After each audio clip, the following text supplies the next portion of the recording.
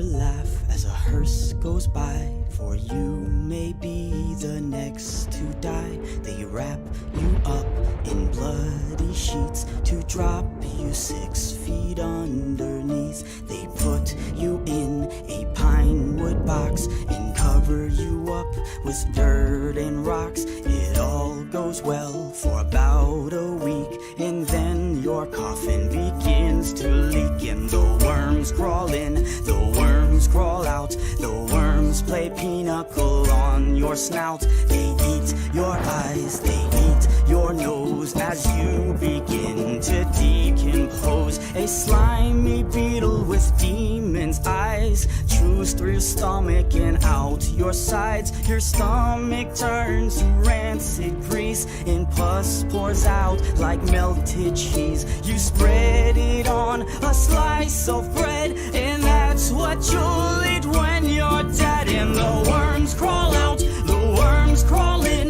the worms that crawl in are lean and thin, the ones that crawl out are fat and stout. Your eyes fall in and your hair falls out, your brain turns into maggot pie, your liver starts to liquefy, and for the living all is well as you sink further into hell. And the flames rise up to drag you down into the fire where you will drown. Your skin melts off as you descend, and Satan tears you limb from limb. Your suffering will never end, and the worms crawl in, the worms crawl out. They'll eat your guts and then shit them out, and when your bones begin to rot, the worms remain, but you do not. So don't ever laugh as a hearse goes by, for someday you'll be the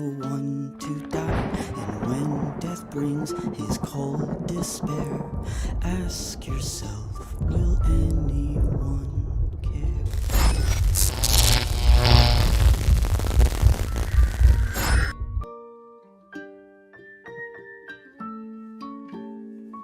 What is going on, everybody? We are back with another stream, a rare Friday stream. What are you guys doing today? Looks like we got Ultimate Gamer, we got Paris. I'll get to you in a moment, Paris. We got Ranger, we got Joseph over on Twitch, we got Nicholas, we got Anthony, again, forever buffering. We got Frank Garcia, we got Devin in here, we got Bendy, we got Machete, who saw the Instagram story and now he arrived. Play pinochle on your snout. Oh man, they eat your eyes, they eat your nose as you begin to decompose. A slimy beetle. So you got the Twitch notification and jumped over real quick. I'm like, I'm loving it. I'm loving it. Your sides, your stomach turns rancid grease. But yes, Paris, I did see your messages. As of right now, I think the changing of the day, I think we could do that. Pictures look phenomenal, man. They look great. They look really great. Which, if you guys don't know what Paris is talking about with the pictures, he's working on his part 4 Jason hockey mask. Pretty much weathering it and doing all the painting and everything himself. So if you want to, feel free, like, join the Hordes of Horror Facebook group or join the Discord to follow Paris on his endeavors, as well as jumping over and checking out his YouTube channel, which pretty much it's got some shit on there too. No doubt something that's going to be related to that. I think you already got a video up with the hockey mask, or at least the initial start of it. All right, what's going on, T-Rex? How you doing? JG, I just thought of something funny you can do if you're Silicone Freddy with your if you're Silicone Freddy mask in December, you could put on a Santa hat with it. I actually have a Santa hat around here too, so you never know. You never know.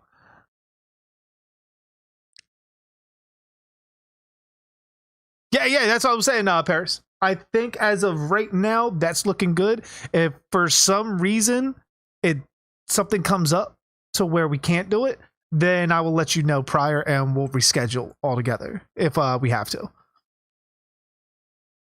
Ultimate Gamer says there's a guy named Big Hush who makes his own Friday the 13th hockey bet. Yeah. I believe that's a lot of the techniques that Paris is using.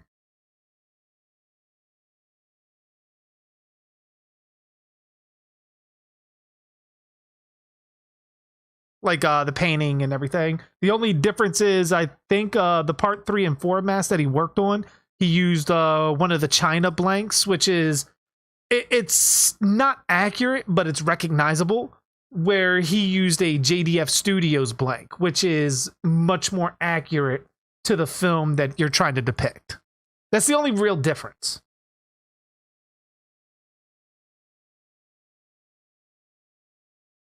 Which I was thinking of possibly doing one myself at some point, and I had everything in the cart that I needed, which who fucking knew meringue spray paint is fucking as hard as it is to come by? Like, who fucking knew that shit? Then I found myself on the CFX site and had a coupon for CFX for free shipping and a couple of dollars knocked off another silicone mask. So you know what? I said fuck it, and I bought the Jason hood that's on there. Said the link doesn't work, T-Rex. For what? What do you need? Which link doesn't work?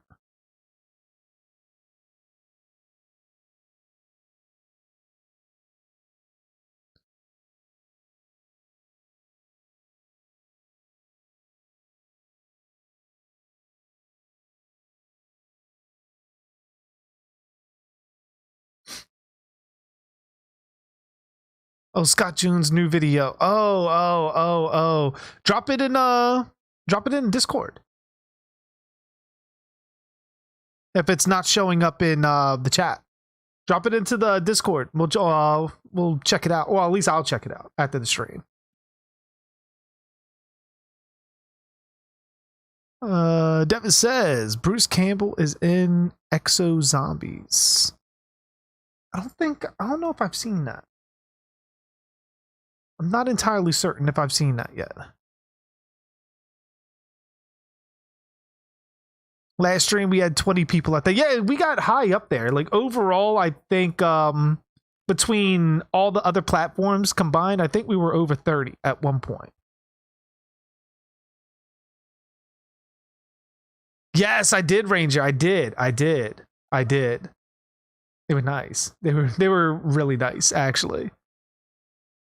What's going on, Surgical Duke? How you doing? We're just getting started, 10 minutes into the stream. Just letting everybody get the notifications and jumping into the fray, as one might say. Of course, this is preliminary Horror Talk, because there is going to be another one coming up very, very, very shortly, a special episode of that we're going to be doing. But I did also just want to talk horror in general while playing a little bit of DBD on the side too. Might be a little even-handed on both. But yeah. Figured I'd jump in here, especially after yesterday when we had a little bit of horror talk. Talking about some other horror YouTubers. Also had some weird things going on with that.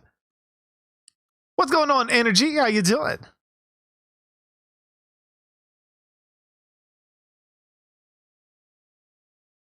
Said, wow, I was excited that Krillin was about to finish off Vegeta, but no, Goku wants to show mercy.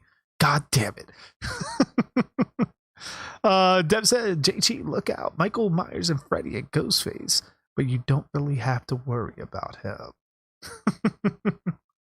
Ultimate Gamer says, Pyramid Head is OP if players know how to use him right. Any killer can be considered OP if you know how to use him right.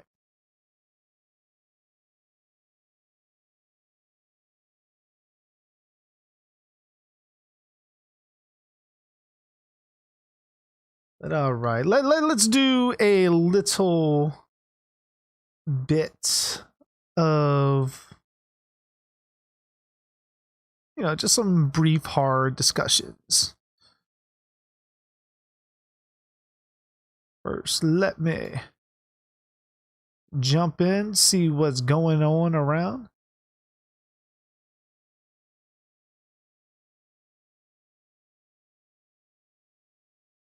All right. Now, I heard about this earlier, about the Babysitter Killer Queen trailer. I haven't seen it yet. So I don't know if you guys want me to do like a reaction to it. I love the Babysitter, the first one, with Samara Weaving. I think that was Samara Weaving on. Yeah, that would have been. It was on Netflix. That was Samara Weaving on there. I loved that. I liked where they took that whole story. But also, like, I'm wondering, because didn't she die at the end? Or is this going to be a completely new Babysitter?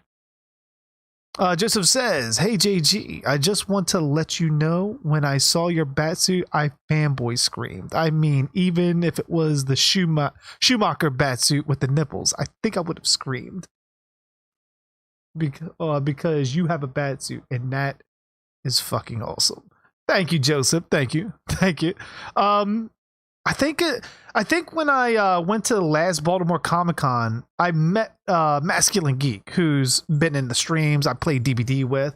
I met him in person, and I can't remember if I think I might have been Michael Myers when I met him, but I was also there in the batsuit, so I don't know if I actually met him face to face in the batsuit. It was a long time ago, so I barely remember. I just know I was in costume most of the time there. And the batsuit was very fun to be in.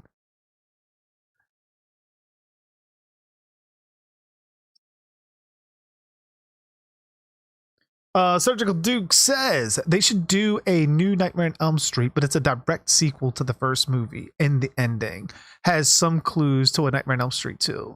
So, kind of like my story concept, Surgical Duke. Like, if have you seen my story concept for a Nightmare on Elm Street, where I sort of cut it off pretty much at the end of part 2? You could, or not even part 2. I mean, you could have part 2 in there because I don't think it directly affects the story too much. Actually, no, it does. It does affect it. You would have to cut off part 2 now that I think of it, because the whole purpose is when Freddy loses his power, Nancy becomes the gatekeeper of the dream world and has Freddy locked up. So ultimately, you couldn't have part 2 happen because there's no way Freddy's consciousness could be trapped in that house in order for him to get to Jesse. So yeah, you would have to cut off part 2 for that. But I love part 2, so I wanted to keep it intact as much as I could. But ultimately, there's no way you can really do it with that. Exo Zombies is Call of Duty mode in Modern Warfare. I never played it until I was over at my friend's house a few days ago, and I found out Bruce Campbell was in it. I didn't even know he was in it. I thought maybe it was a movie or something that Bruce Campbell. Like, what? Bruce Campbell? I have to check it out. Machete says it's interesting that Fortnite just got a new season and it's about Marvel heroes and villains, which includes X-Men, Doctor Doom, and Iron Man. I mean, Fortnite's been doing stuff like that for a while. They've been having some DC characters in, Marvel characters. I mean, I've been seeing it. I haven't played any of it. Not exactly a game for me to stay up with, but you know, to each their own. Ultimate Gamer, I think some parts of Zombie Jason's body is living. Like, I would doubt that. I would doubt that. If any part is living, it's likely due to that part regenerating quicker than maybe other areas of his body. But that's assuming that the Paramount Jason does indeed have some regenerative abilities, which one could argue he does. Because, I mean, when we look at him in part 7 and then we go to part 8, there is a stark difference in regained flesh between both of those movies. So one would think that you would have to regenerate, but also part 8 is so fucked up in the timeline that even if you wanted to keep it canon, could you? Like, I mean, you could probably ultimately just like write part 8 off as part of Rennie's drugged out hallucination that she used as inspiration to write a book based around the Jason mythos of that town. And I would be happy with that. Because I mean, part 8 was shit anyways. But I know I do like how Vincente DeSanti, how he did Never Hike Alone and still kept that canon in itself. So like pretty much he was able to work around it and bring Jason back to the forefront of being true to the character.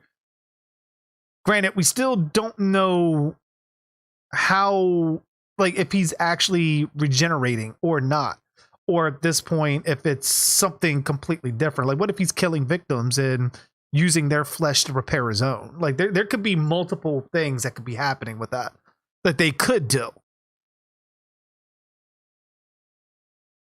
Did you have a nerdgasm? Anthony says, when I first watched Friday the 13th back in 2009, when Jason kidnapped the girl, this was not the Jason we know and love. Yes, Jason does not typically kidnap people, nor does he keep them alive for months on end.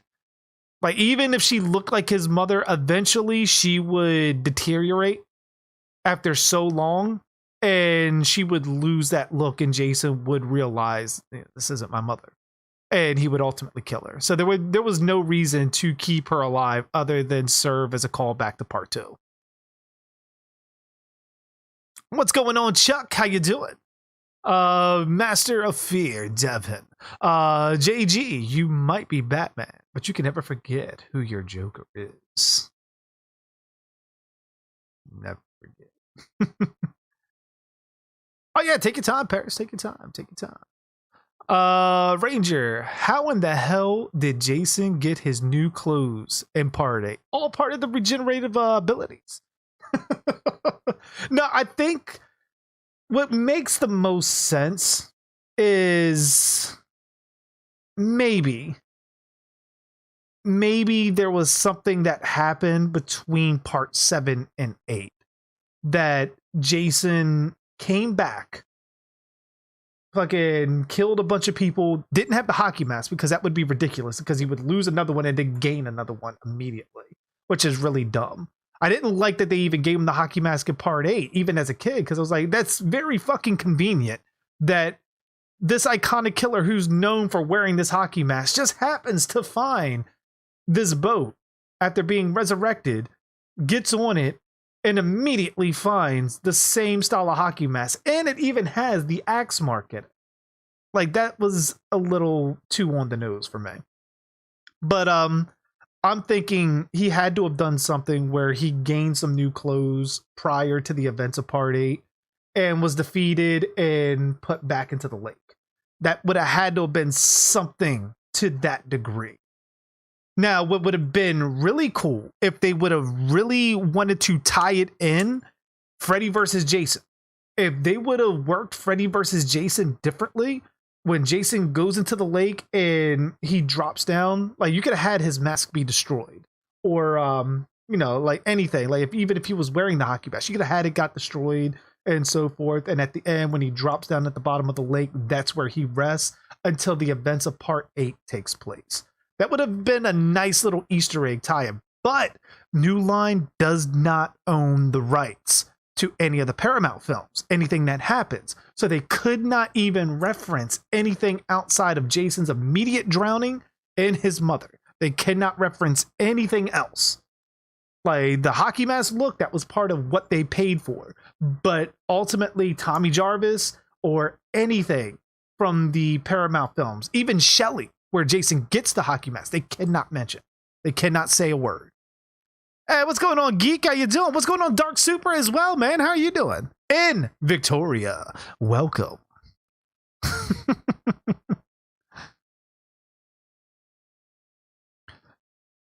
But yeah, like, to me, in my mind, Ranger, I think Freddy versus Jason should have took place between part 7 and 8.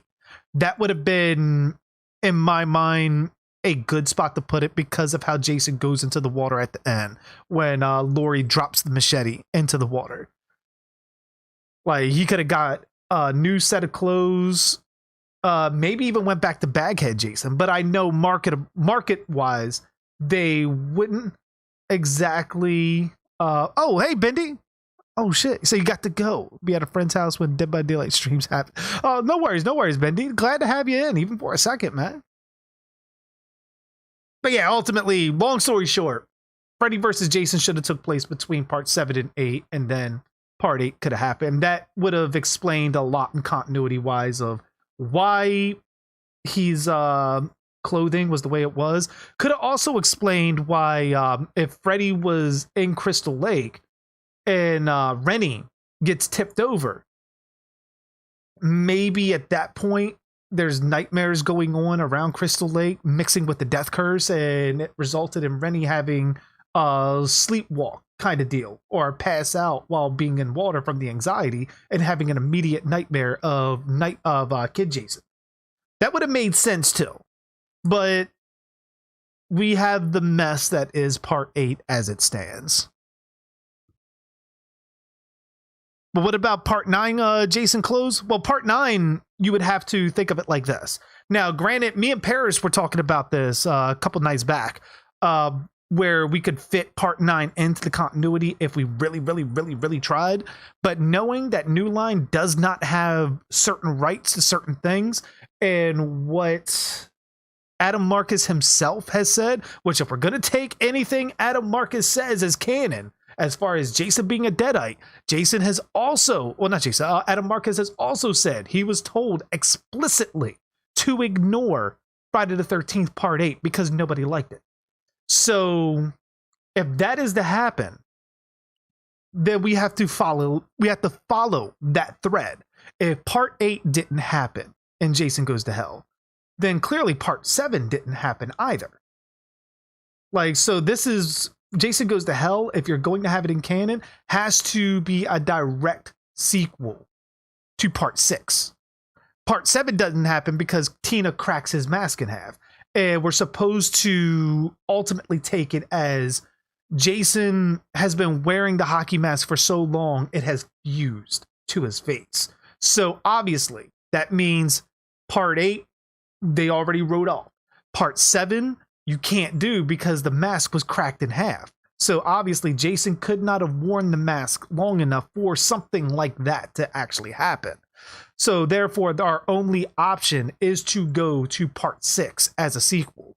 So technically for everyone that doesn't like even Halloween 2018 for creating an alternate timeline, it's either New Line is its own separate timeline, or Jason Goes to Hell is a direct reboot of the series to and sequel to Friday the 13th Part 6. That's based on the director's actual orders from the production. So you have to take that. Like, you take the good with the bad. Like, if you're going to believe Jason's a Deadite, you also have to believe that Part 7 and 8 didn't happen as well. What is going on, Mr. Gims, man? Good to see you in here. Machete Slasher, would you rather be a victim of remake Freddy or be in current Laurie Strode situation? I would take on remake Freddy, to be completely honest. Because knowing all I have to do is pull him out of the dream, I think if I go in armed with that knowledge, I think I can win. I think. Not making any guarantees. But I know if I go up against Michael Myers in 2018 timeline, I'm probably dead. I'm probably deader than dead. I'm probably stuck on the wall like Vicky's boyfriend.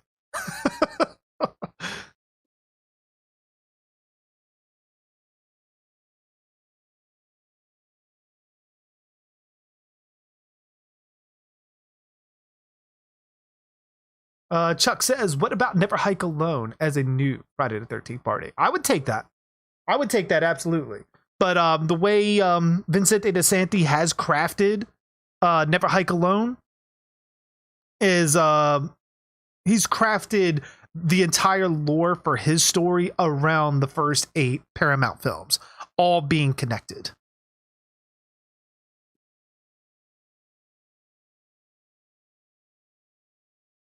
Use his own glove as a power move. I'd take it. I'd do the scissor shit and everything. Devin says, I know why that guy had Jason's mask in Jason Takes Manhattan. It's because he was trying to scare his girlfriend. He obviously bought the mask Oh shit. Okay. He obviously bought the mask and made it or something to scare. I think he was just a big fan of the lore, and he probably had the mask knowing that he was going to go through the campgrounds. But yeah, ultimately the result is the same. He was meaning to scare her, which is why he told her the story first. Mr. Gim says, ever consider doing horror movie reviews, Dark? Would love to see that personally. I did 2 of them already, where I did Halloween 2018 when that first came out, which I did have a little bit of a skit going at the beginning, but copyrights made me take down the music for it. Other than that, I did Puppet Master, The Little Is Right, but I kind of veered from it since then, which I still want to get back into doing. So yes, I would love to actually get into reviews, not even just movies, but horror TV shows as well. Yeah, we're gonna be doing some DBD tonight, Geek. Paris is hopping on DBD. Can't do anything with the Part 4 mask until this clear coat cures. And can't do anything with the Power Glove till I get some extra black acrylic paint. You're making some progress, is what you said.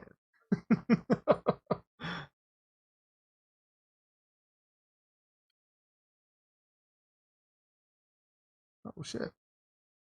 Oh, my chat. Where did my chat go? There we go. It's like, wait a minute, my chat just completely went white on me. All right, there we go.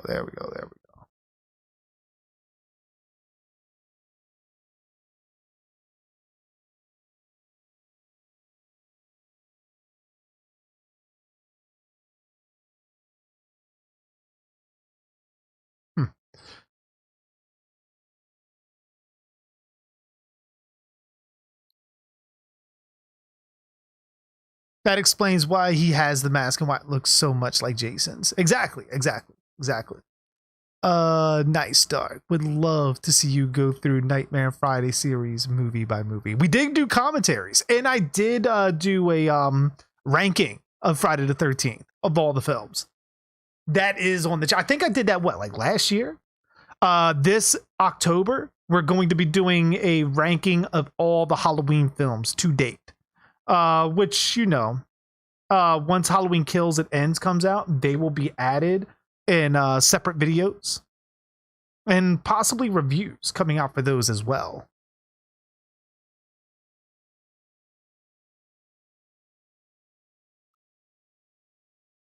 Let me put this over here. That's my chat over there seems to ultimately have disappeared from my restream. But, I still got a second option.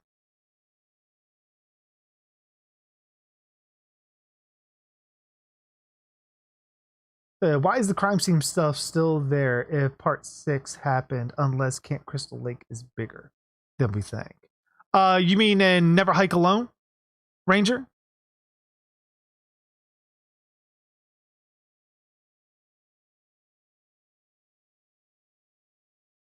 So could we do DVD Discord voice, JG? I haven't fully set that up yet. I have it set up, but it still needs some bugs worked out before I really start getting into doing voice chat with people on there.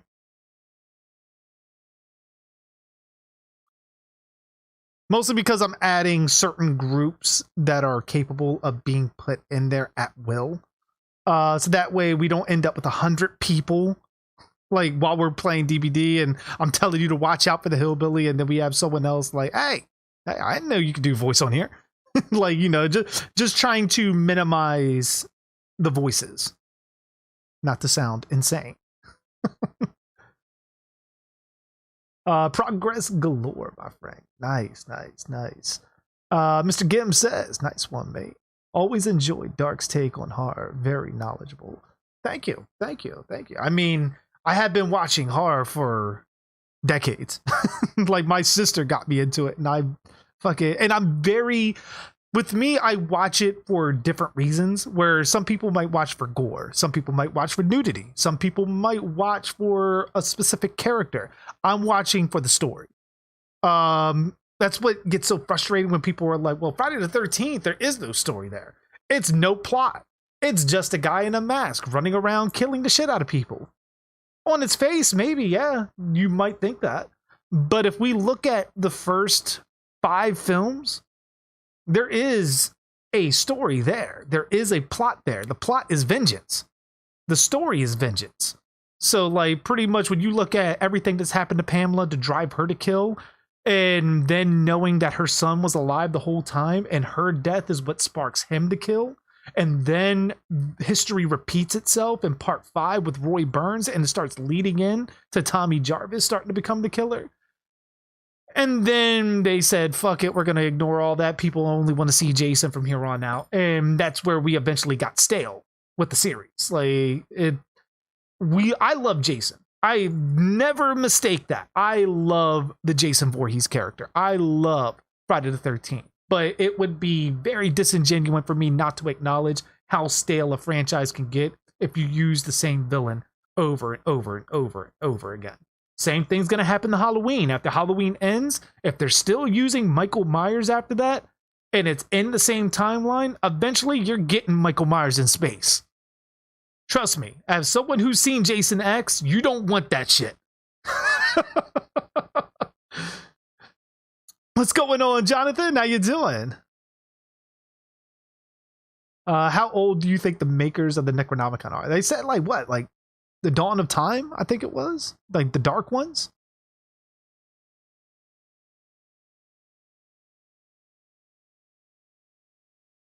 Yeah, pretty much Ultimate Gamer.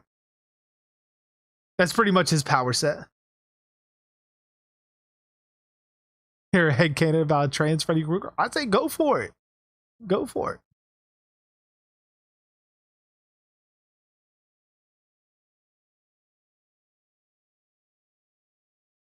Oh, nice. So you pretty much found the horror genre all on yourself, Dev. Nice, nice, nice.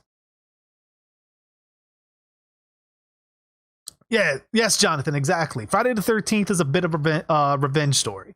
And there is more complexity to the Pamela and Jason characters because they're not evil by nature. Pamela even says she's doing what she's doing because she doesn't want anything like what happened to her son to happen again. Now, the way she's doing it is completely batshit. And there's literally no logic behind what she's doing, but she's fucking insane. Are you expecting a logical reason, a logical solution from someone that's completely fucking insane and talking to herself in her son's voice? You have better luck trying to find logic in Arkham Asylum, like from the inmates. But it's also like the whole thing, like I said, like history repeats itself. And there seems to be something on the campgrounds. Crystal Lake and everything that surrounds it seems to ultimately have it where it's like the something that's like Crazy Ralph says, a death curse. But hold on, let me see Ranger here. Yes, you said yes. Okay, so the whole thing is with Never Hike Alone, Ranger, is that the way Vincente DeSanti described it to me was Crystal Lake itself is a large area. The whole Wessex County area is essentially considered Crystal Lake. Forest Green, which we assume, because it is kind of said in part 6, is supposed to be Camp Crystal Lake, just renamed and retooled and redone. Ultimately, the way he did it in his lore was Forest Green was a different area. The campgrounds that we know from the first film is still crime scene. It's taped off. Nobody's allowed there. So it still looks as it does during the events of part 6 as it does when the events of Never Hike Alone happens. But yeah, to answer your question, it's the whole thing. The whole area is a lot larger than we thought because we got the Shepherd House, we got the Jarvis residence, we got Higgins Haven around there, we got Packanack, Camp Crystal Lake, and pretty much we have Forest Green. Like all of those areas all surround the lake. Especially with the map that he showed me too.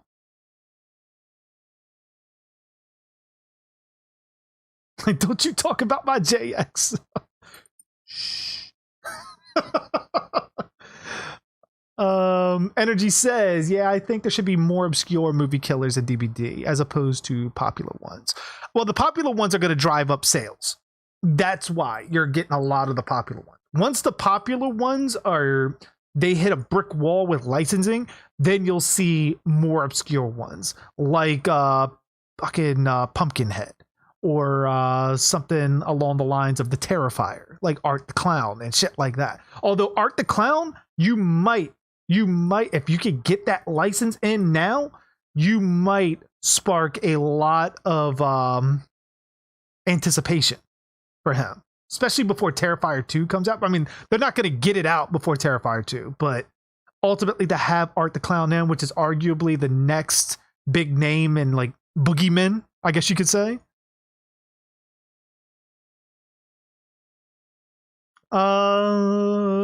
Geek says, JG, what is the most haunted place you've been in real life? Well, I used to live in Baltimore. I used to live in a house near specific park that eventually got separated from its original complex, which was one giant funeral home. They turned the part that got separated into like the bottom stairs. Like the bottom part was a liquor store. And then they separated everything else into apartments, but it was connected to a funeral home. While there, I had quite a few experiences, actually. I had where I was laying down and feeling fingers touching me, like around like my neck and everything. And you know when like you squint, like your eyes are closed, you're trying to fake like you're sleeping and you're squinting, but you can see, but it's a little bit hazy. There was nobody fucking there, but I'm still feeling something touching me. Then there was moments where I would see certain things out the corner of my eye, look like someone just wisping past the doorway. This is all real. This really happened to me. The most egregious thing was taking a bath. And you gotta mind you, I'm like 10 at this point. Taking a bath, lights cut out in the bathroom. So I'm assuming, okay, power breaker. You know, maybe something cut the power out. I walk out of the bathroom. Lights turn back on in the bathroom. Now, out of the bathroom is the living room. The moment I step foot in the living room lights go out. Bathroom lights come on.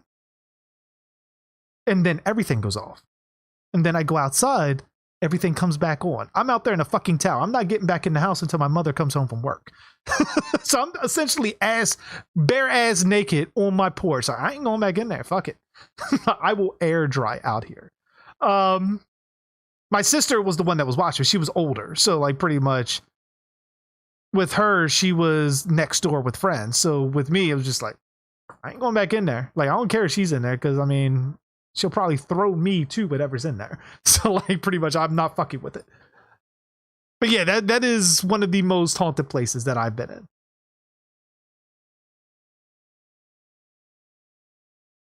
So you got done watching the movie Hardware. I don't think I've ever even heard of that. Was it good? Joseph says, so JG, did you check out the Spree movie trailer? I sent in the new video section on this. Yes, I did. There was some things going on that distracted me when I watched it, so I do need to rewatch it again if I'm going to be honest. But yeah, I did see it, but I have to watch it again. What's going on, Ty? Sarah Connor versus Lieutenant Ellen Ripley. I would probably go with Sarah Connor. She has the weapons training. And I think in a fist-to-fist like kind of fight, I think Sarah Connor beat the shit out of Ellen. Ultimate Gamer says if they ever make a Friday the 13th movie, it should be like Halloween H2O, where it takes years after part 4. I mentioned this before, where if you wanted to do like a timeline reboot of Friday the 13th, when you wanted to do it after part 4, I think the best way to do it and still keep Jason intact is you have to retcon the ending. That is a big thing you have to do. Some fans are going to be fucking furious over it. But the way I would do it is when Jason attacks Trish and Tommy jumps down to grab the machete, the moment that Jason grabs Trish, Tommy mentally breaks. And what he's seeing happening with Trish, that's it. Like, he blacks out after that. In his mind, he puts together a fictionalized version of himself saving his sister and killing her, killing Jason.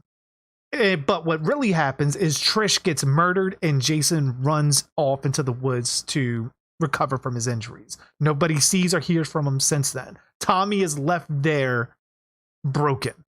So even the hospital scene at the end of part 4 is all in fucking Tommy's head. That's the way I would kind of go from there and have Tommy still be in a mental institution, as broken as he's ever been. Victoria says, first of all, during the beginning of the teenager years, he found he isn't a girl and goes into denial. Then before, since in which he killed his dad, he came out to his stepdad and he reacted badly. So far, so good. I'm liking it. Chuck says, I don't think you want to see Freddy in outer space, agent. No, absolutely not. Second, Catherine was born from a sperm donor. Explains why she had black hair. Yeah, that is true. Like, what's going on, Dave? Good job. You started at 9:30, not 11. Hey, don't get used to it. You never know. I'll be back in my regular schedule here sometime next week. Jonathan says, there's your problem, JG. You are a main, and by Stephen King rules, everything there is supernatural or featuring a psychic child with no real explanation. I mean, if you go through all the Stephen King's books, a lot of that makes a lot more sense than you think. Especially the psychic kids, and all of them having The Shining. That's apparently what it's supposed to be. There is an entire lore based around that, but it's spread across all of like the thousands of Stephen King's books that you would have to read to really understand it. Like, I'm just touching the surface of it. Did the ghost touch you inappropriate? Nah, we didn't get Dan Aykroyd Ghostbusters kind of situation there. Victoria says, third, Freddy had a pussy and got pregnant by Michael. He used a binder for his old boobies. What? Just reading that, just like, it sparks so much of a visual that I'm putting it together, and I'm like, huh.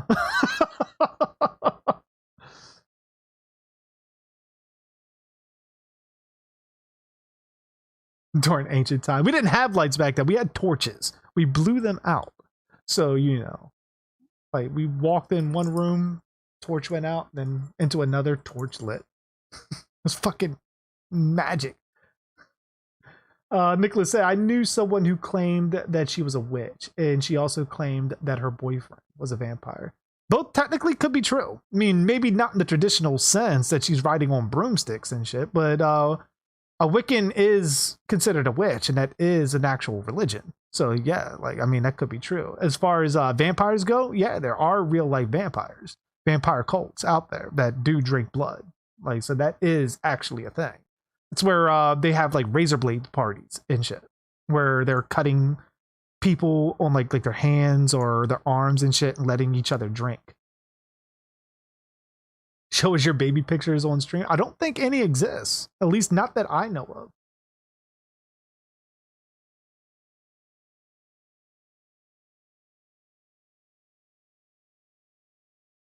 If I die, I shall be the most terrifying ghost imaginable. Passive aggressive. Oh, you're gonna eat that? We're going here again? That's fine, I guess. Drive people crazy. Pretty much. I think a movie with that would be fucking hilarious to watch. Sadako versus Thor Myers. I'm going Sadako. Sadako, I think not to bring in Dragon Ball terms, but her power level is ridiculous. To put her against any corporeal like slasher, like you would need something fucking almost spiritual to actually take her out. And even then, there's no telling that that would actually work.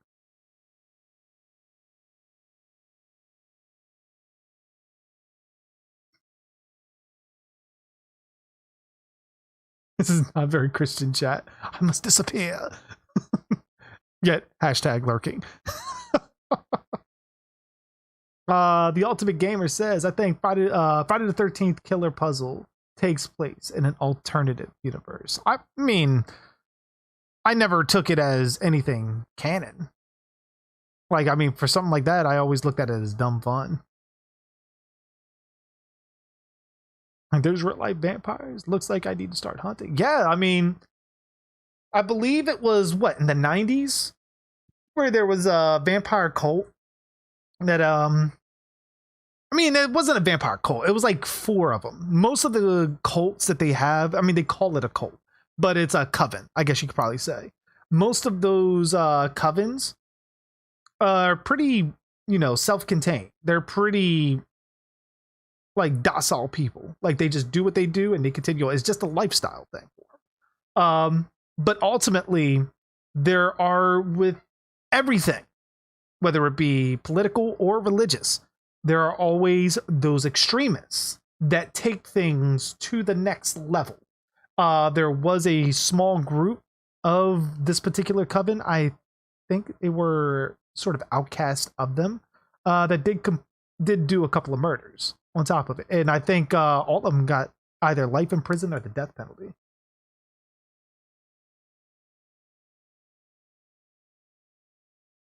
You're having sex again. That's like the 10th time today.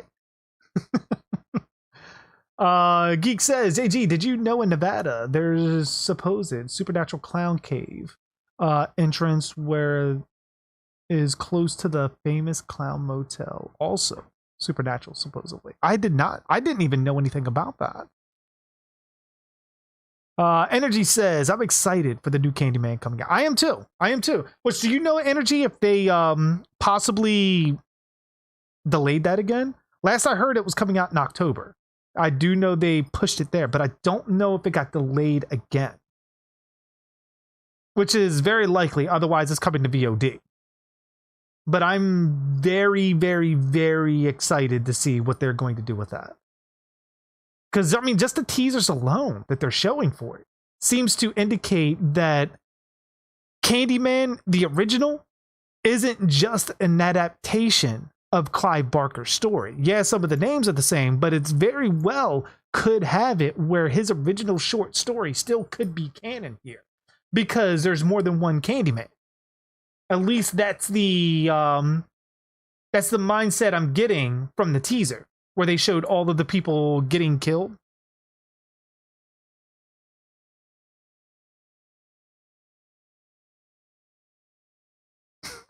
Funny, Jonathan. Devin says, I already know where the vampires are lurking. And Hot Topic, I have to burn it down and lure them out. And then kill them, because there will be no vampire. No, that's not exactly where vampires get a ton of their stuff from. You might get, you know, people of the goth nature, but not many vampires. Many vampires, they dress more Victorian. Very similar to something like this. And with stuff like that, they're likely now getting it online. Freddy versus the Evil Dead. I would probably be, I would kind of go with the Evil Dead, because they would have to pull Freddy out, because I don't think Deadites dream like that. And the only Deadite that, or even remotely related to Deadites, would be able to go into the dream world would be someone like Elagos. And I don't know if Freddy can overpower, or Ball, which I don't know if Freddy can overpower them.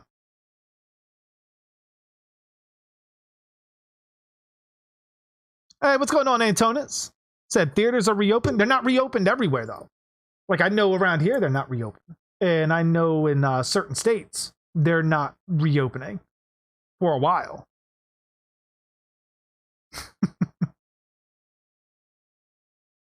Yes, I know. It's a direct sequel to the first movie, which I like, because Candyman 2 and 3 kind of fucked up its own lore inadvertently for a story. So like pretty much going back to the first and basing it off of that clears the decks and makes it a much more cohesive story. Even bringing back the baby that was involved with Candyman in the first one. Are we talking horror? We're talking a little bit of horror here. Which I guess I should boot up Steam. Like try to get some games in a DVD as well.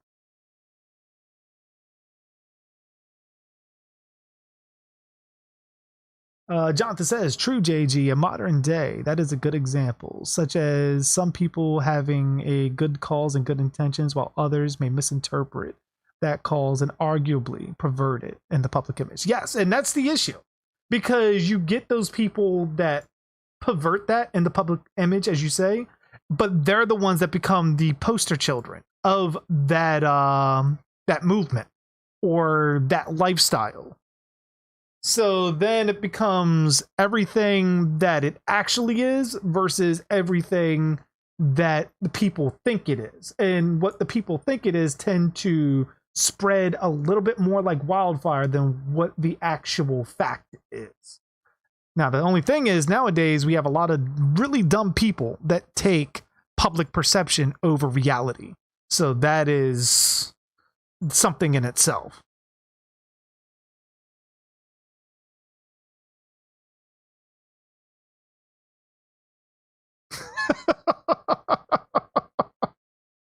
You forgot dancing around a fire too, Victoria. I got like a complete image of fucking Blair Witch Book of Shadows.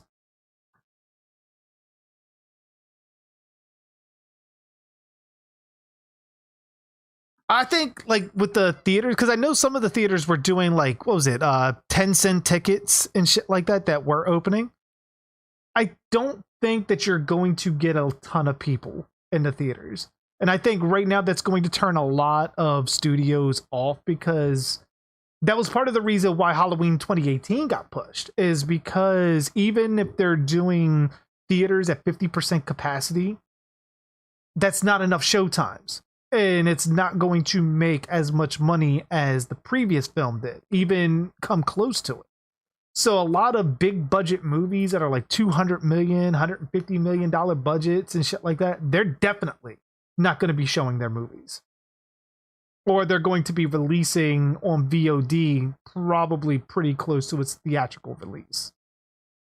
But I see more money being made on VOD than I do theatrical.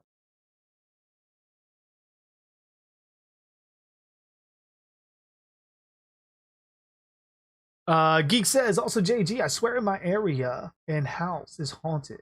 My house was built in 1906 and live on the countryside. I live next to an abandoned house in deep forest area. No neighbors, next to graveyards.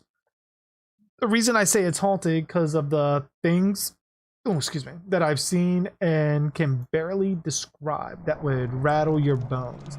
But it's peaceful where I live. I mean, as long as nothing is hurting you, I think it's ultimately good. Like, I mean, it might freak you out from time to time, but ultimately, pretty fun experience. Let me jump over to the game mode real quick.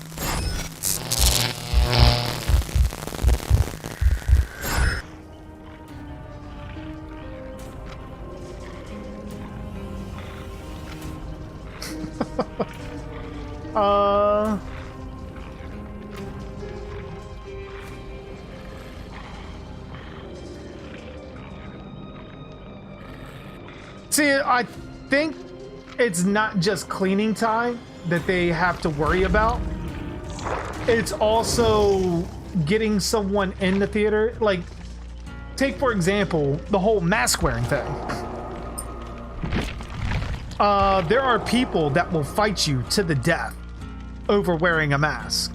Now, say they might be infected and like be asymptomatic or some shit like that. Like, they get into a theater, even with you cleaning everything, you are now in an area where an air conditioner can blow everything around from someone that doesn't want to wear a mask. So it's not necessarily just cleaning, it's just the dangers that it could present. Now, if they want to do it where 100% while you're in that facility, you have to wear a mask, there are no fucking exceptions. Fucking social distance in there, wipe everything down after every visit. I'm with you. I'm absolutely with you. But I know how businesses go. And there are tons of businesses that are like, you know what? We don't want to be on YouTube. We don't want to be doing this. We don't want to be doing that. We don't want to rattle any cages and possibly go viral over an angry guest. Or like take for instance the restaurant in Baton Rouge, where there was a restaurant in there. They're doing the whole social distancing thing, mask thing, all that. Mask thing may be loose. I don't think they're really too worried about that. But the whole thing is, you go in with a big party, is ultimately you're supposed to be separated. Their limit is 6 per table. These people got so mad that they couldn't sit 13 people together that they attacked a 17-year-old girl over it. Like, that's a bit much.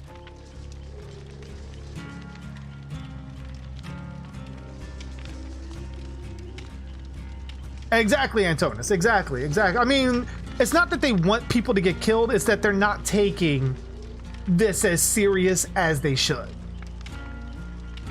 And granted, I know someone now that has died from this. So for me, it's a little bit closer to home for me than, I guess, someone else who hasn't seen anybody even get sick from it. I've known people that have gotten sick from it. I have known people that now have died from it. So yeah, I do tend to look at it from a serious lens as opposed to others. Say, type the message on Twitch. I did not check my Twitch messages, Joseph. But I am seeing all the comments on Twitch, though.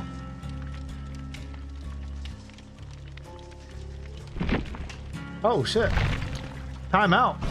Ready up again.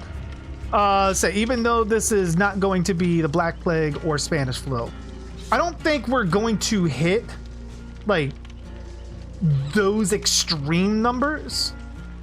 But with the way that we're going to lose, like, a couple million people to this. So, I mean, we're already nearing 1 million worldwide. So, I mean, like, it is what it is, I guess you could say. Like, it's going to end up being its own thing in the modern medicine day. That's the other thing you got to look at. Spanish flu and Black Plague, that wasn't in the modern age of medicine. For us to get this bad in the modern age of medicine is a fucking accomplishment. But it's also hindered, especially in this country, by a lot of stupidity. And just people crying about choice and rights and shit. Why is this not working? My lobby might be bugged, so I may have to do another part. We'll do it again. If it pops up again, then I'll just redo the lobby. Ultimate Gamer says, if Pamela used the Necronomicon to bring back Jason, then how does she know how to read it? That's what I've been saying. How does a single mother, a cook, at a campground, granted, this is the only job she could get, know how to read ancient Sumerian? That makes no fucking sense. Let alone does she know the exact passage that she has to read in order to bring Jason back and not do what a trained scholar in that field could not, and resurrect demons and curse the land with deadites, possessing people. All right, let me leave the party and then I will go back and...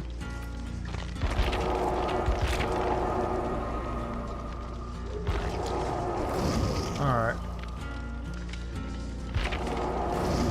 Let's try this again. If not, then I may have to restart my game.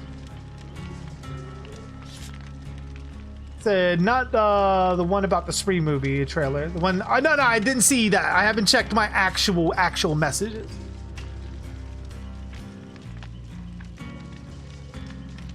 One thing, for example, you'll see a red-eyed and cat-eared figure walking around outside my house. Shit, that's fucking creepy. What now? One time my mom's phone flied off the table. I think I'd be more concerned if like the screen cracked than it flying. That'd have been like, phone okay? Okay, now how the fuck did it fly? Because I mean, as expensive as these phones are, like fucking, that's the first thing your mind goes through. I only wear a mask if property owners say I have to, but my mask is just a bandana. I mean, that's fine. Like bandana and everything, because the whole purpose of the mask is to, like, if you sneeze, cough, or anything, is to keep your germs to yourself, or at least attempt to, instead of just having it shoot out like a rocket. Which is why I got the Jason, like Tom Savini PPE mask, because I mean that shit works wonders. It's fucking built like a shell around, and then it has the filter on the inside to make sure nothing is getting out. Like, I definitely recommend it if you want to wait like now, like 4 or 5 months to actually get one.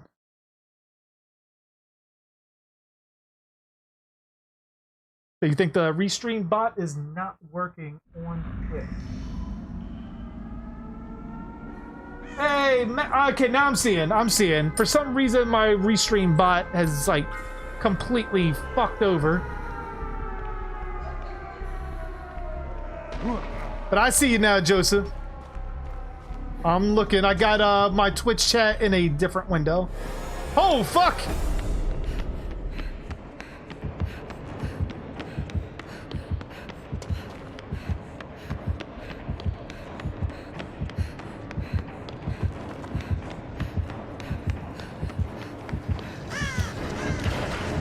Oh, fuck.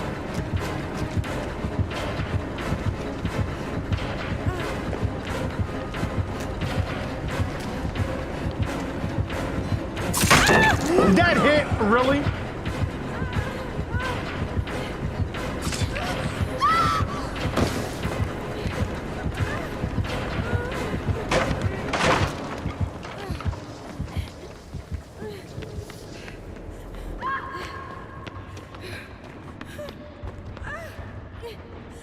Alright, he's probably got barbecue.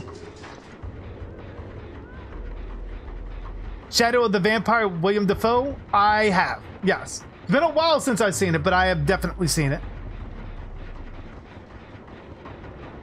You witness furry sex out in the woods? If I made my own Godzilla movie, what would it be like? Holy fuck.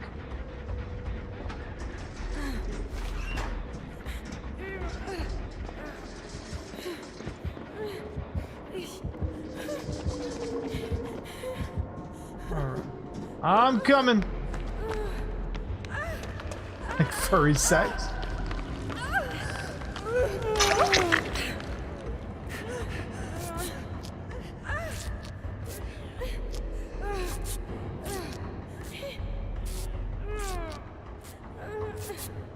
Oh shit, I think that was him.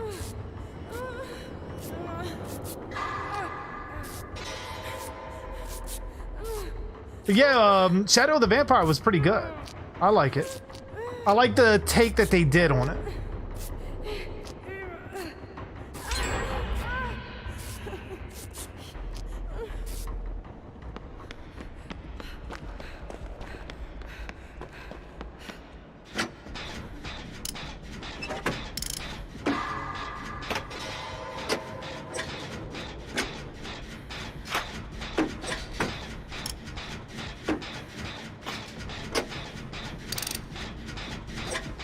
Alright, so far so good. Oh, Masked Bomber as well. I see you over on Twitch. Oh, shit.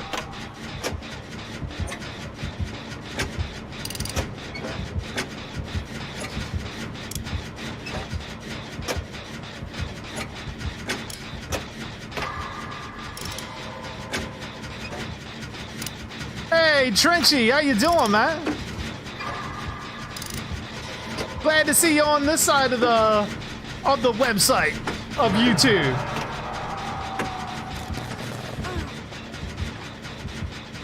Alright, where is he at? Oh, I'm doing great, man. I'm doing really good. Just getting in a nice little stream here. Playing some Dead by Daylight and talking about horror, as we do. Alright. Guess that's the good thing about running no mither. Oh shit, I'm trapped. Oh, and I found, nope. What is this? I think I found something quite good. Said some inspiration from Freddy comes from Nosferatu. I do remember that. That's part of, other than the cat claw, I believe that's where the whole long fingers and all that came from. Oh, he's here.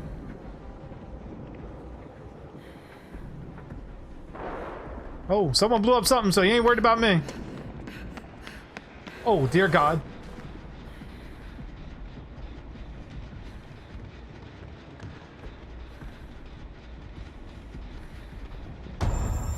Oh, God, he sees me!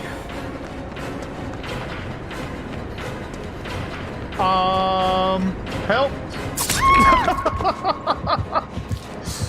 It was one of those, like, if I don't look at him, he's not looking at me.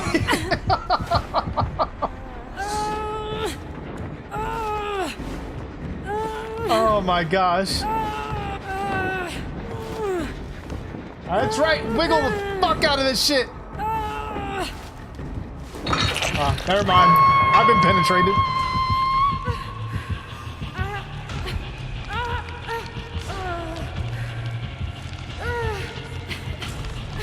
Oh man.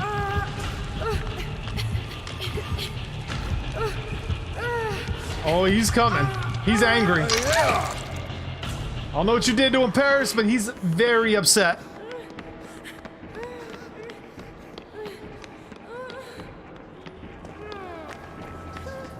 Oh, he's got you marked too.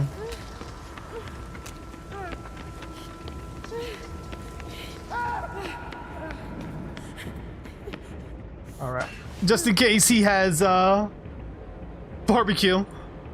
You forgot Ghostface was in this game. Oh yeah, man, he's fucking terrifying to go against. If you don't have spine chill and you're going against Ghostface on here, he can get you. Oh shit. And we're playing on the Silent Hill map too.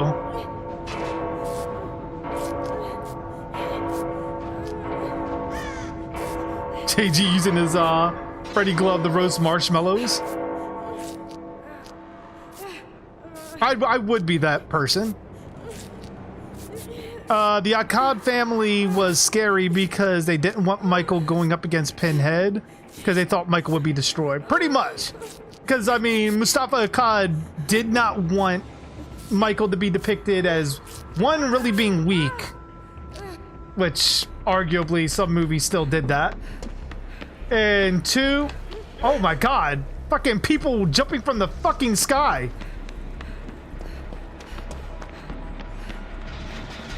And, he didn't want Michael to be killed on screen.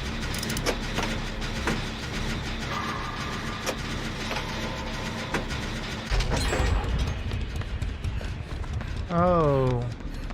Is he? Oh, no. Harris has died.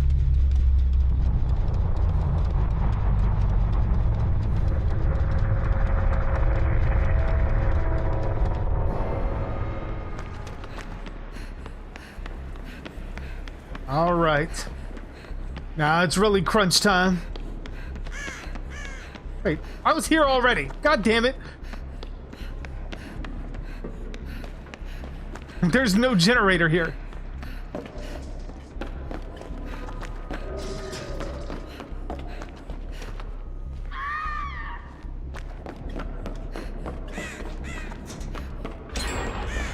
All right, we're down to one gen. Oh, fuck. Oh, so that's what he's got.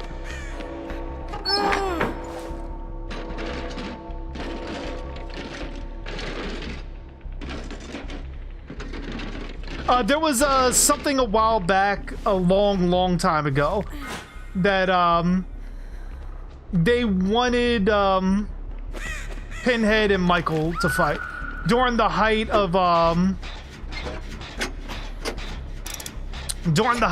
pretty much the Versus movies, with films like Alien versus Predator, Freddy versus Jason, and so forth. They wanted to do Michael versus Pinhead. They even wanted to do, what was it, Leprechaun versus Candyman or some shit like that? It was something really far out there that they wanted to do as well.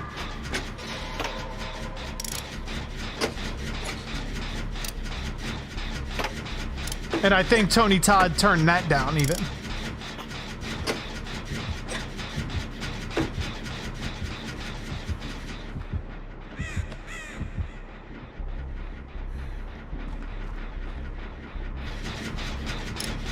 Oh, I know you're around, Ghostface.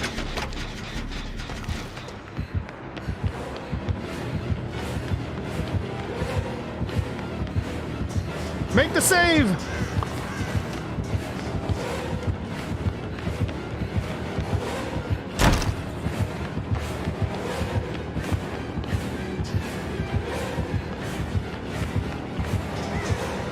Before he dies!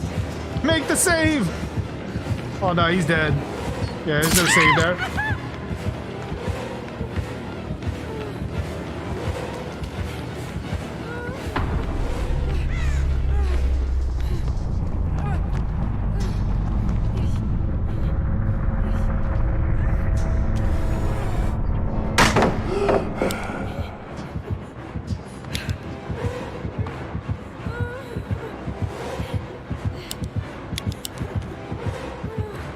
I will flashlight the fuck out of you. I ain't moving.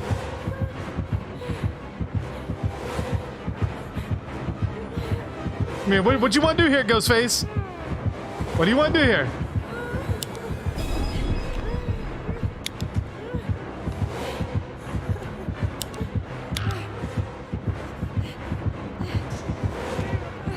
We can do this all day. I got nowhere to go.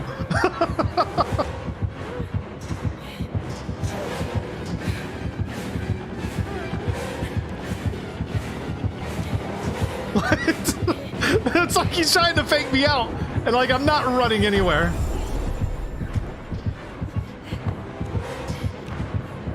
Oh God.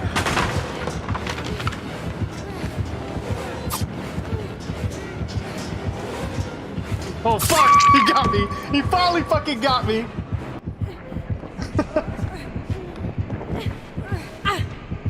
Did Hellraiser use real needles in Doug Bradley's face?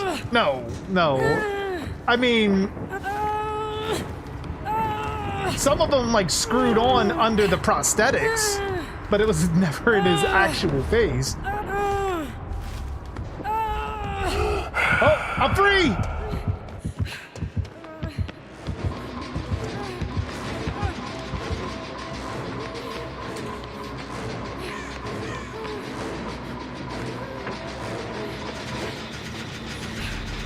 Oh, you chase someone else?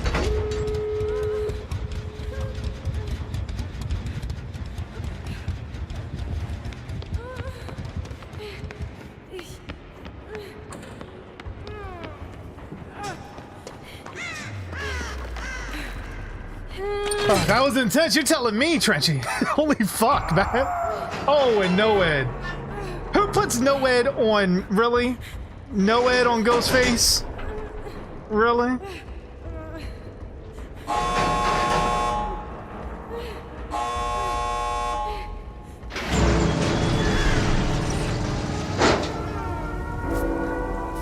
Hear that Silent Hill siren?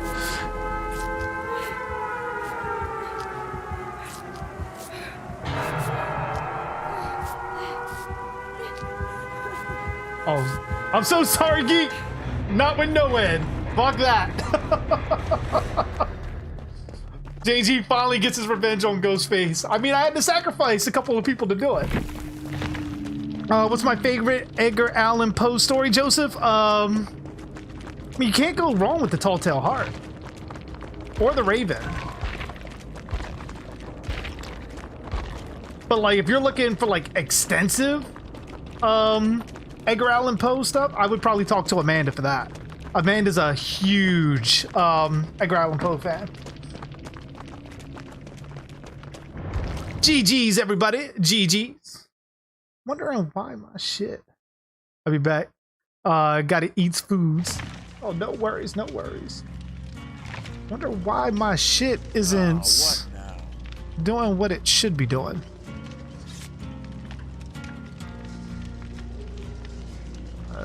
Where can I reload my chat?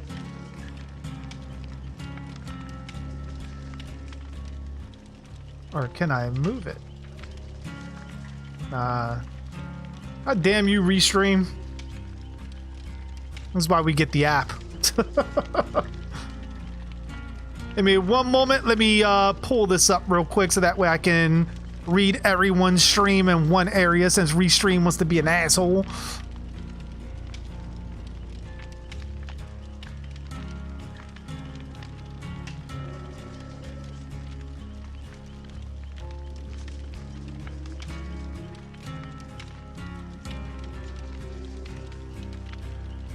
All right, there we go. Now I can see.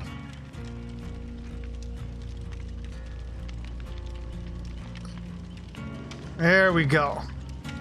Does Freddy Krueger have a dick or did it get burned off? It likely got burned off. But that isn't reality. In the dream world, he can make it as big as he wants to.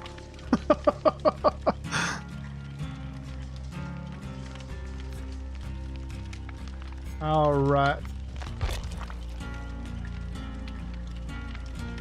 Seeing who all was on. Get a couple more rounds in.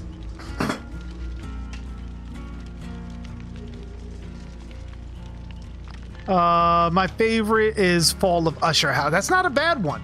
That's not bad either. I actually really like that. First time gets a little messy.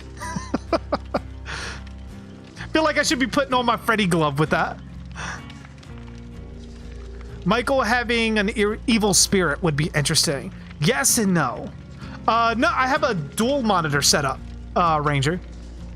The only thing, because I'm playing on my game monitor over here, and then I'm reading chat on my other monitor over here. Third monitor, I don't even have enough outlets for, to be completely honest. But going back to you, Ranger. Oh, fuck me. Hold on, one moment. Let's try this again.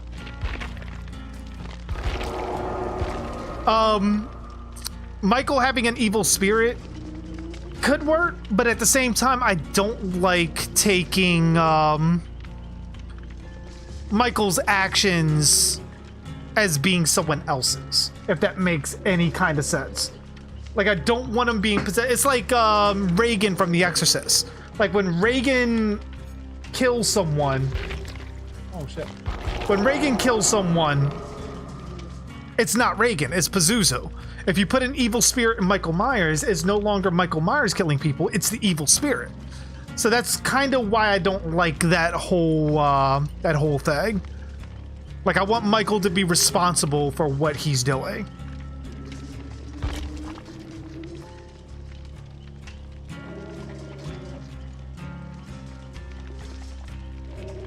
So you would love to see me do that line in Freddy. I did a TikTok with Freddy doing that line, although it was Robert Englund's dialogue from the movie.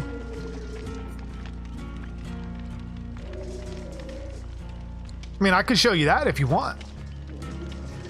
Let me jump over real quick.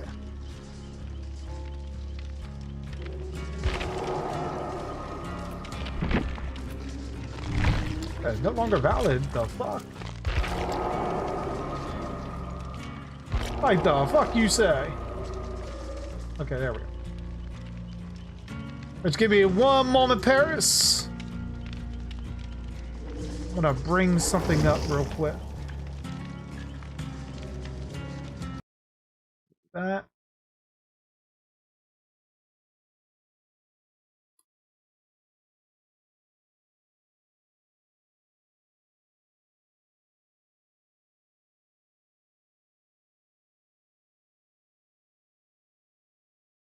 All right, let me. Where's my browser? There we go.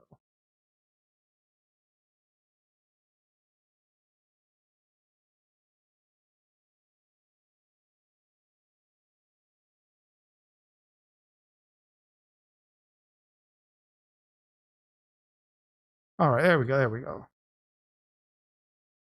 Try to bring it over here for you guys.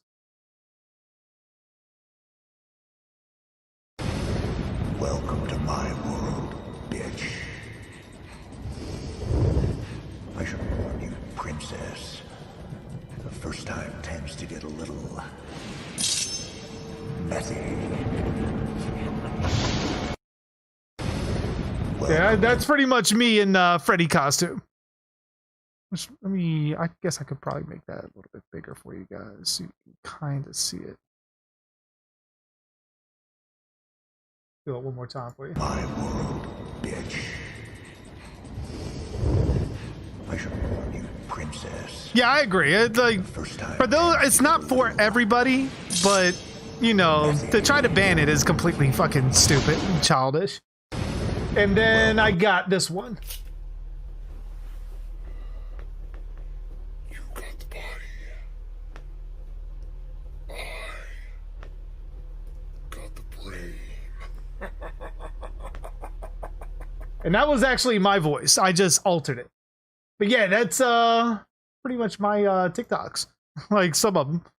Which, you know, feel free. Come on by, follow, check them all out.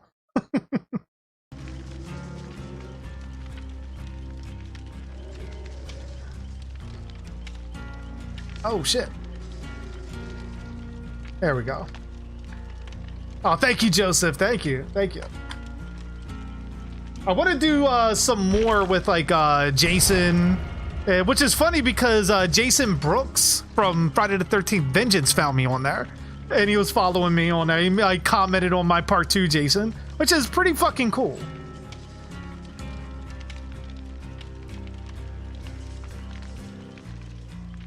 Yeah, that was the dialogue from Freddy vs. Jason, where it was like ripped from it, and then I just sort of mouthed the words. The second one, where I was saying, you got the body, I got the brain, that was actually me saying it, trying to do a Freddy impression, but then I went back in and I altered my voice. Antonis says, I don't like Halloween 6. I mean, everyone, you know, everyone has their opinion on the movies. I mean, it's like I said before, like, regardless of what you like and what you don't like, there is no wrong answer.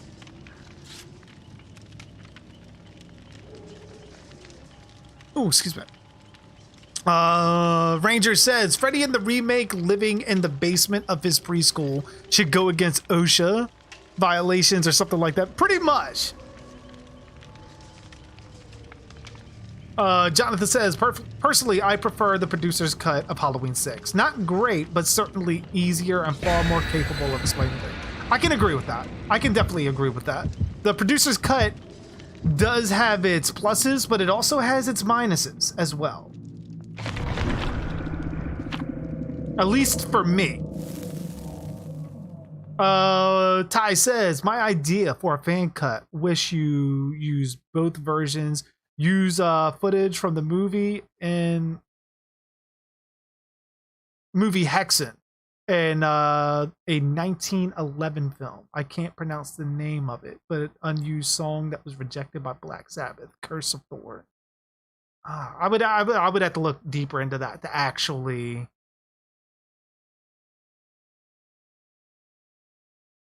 kind of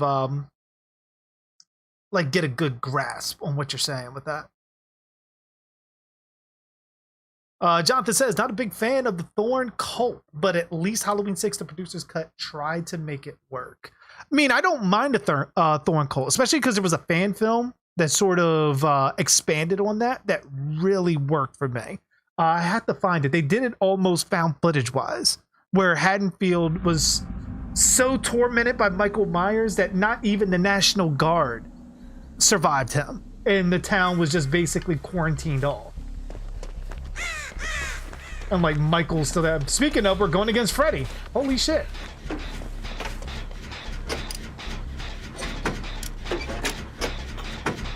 I have not, T-Rex. I have not yet. What's the code for? Have I ever seen the editor's cut of Sam Raimi's Spider-Man 3? I have not. Ranger, have you tried putting sunglasses on your silicone Freddy? I have not yet. I want to after watching Nightmare 4 though.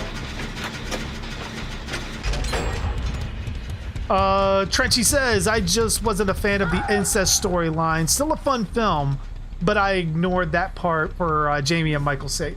Yeah, because I mean, my whole thing is when you try to think of it from a narrative perspective, how the fuck did they get Michael to impregnate Jamie? Because one, we either have to believe that they were fucking. Fuck, he saw me.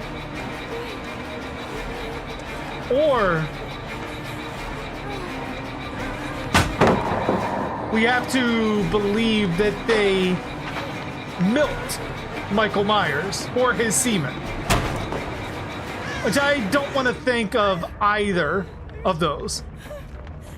Hey, what's going on, TTV? Yeet, how you doing? The code entity pleased for 150,000 blood points. Oh yeah, I'm not happy to get my hands on that. Oh shit. Is no one coming to save Paris? Fuck. I'm coming. I'm coming. I don't know if I'm gonna be able to make it there before the second stage. Yep, made it before the second stage. By the hair of the taint, I made it there before the second stage. Which T-Rex, put that in Discord. So that way I can get it.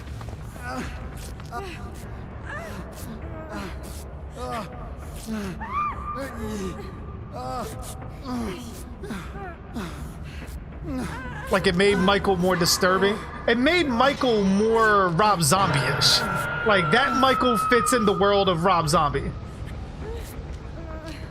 Like the whole incest thing, I wasn't a fan. That's not who Michael is.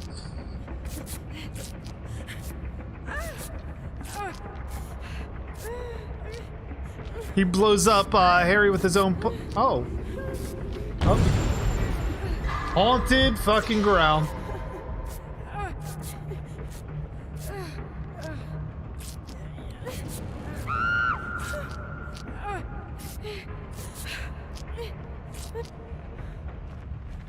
Yeah, I remember hearing about the Dr. Death opening to Halloween 5.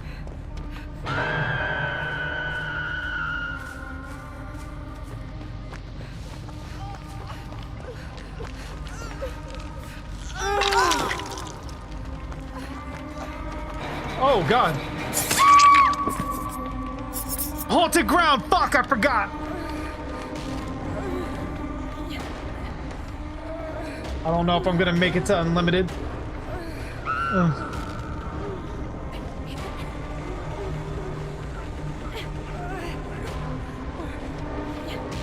Yeah, Michael, he's supposed to be devoid of personality. That's supposed to be his character. So for him to have any kind of sexual impulses definitely demeans it.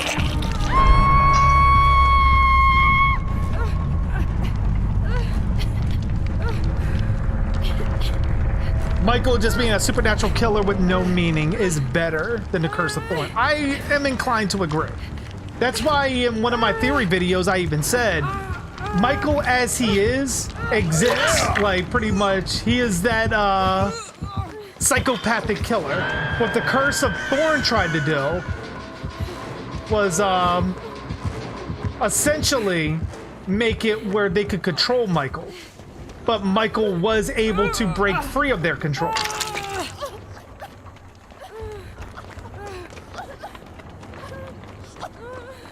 Lori, stop running! Get these heels!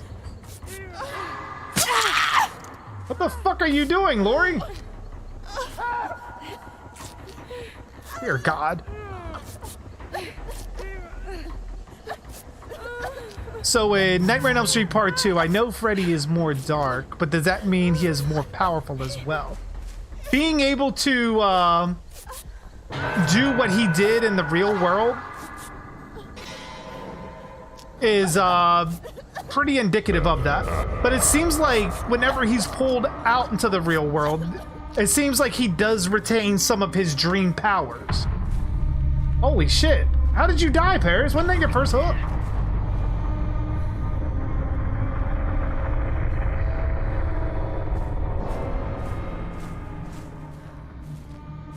Oh shit.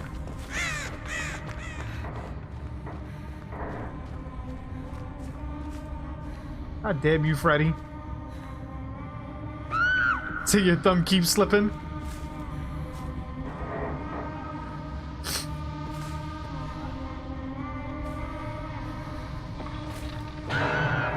Fuck.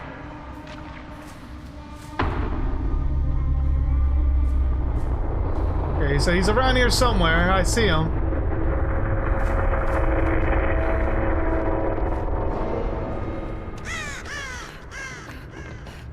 Fuck.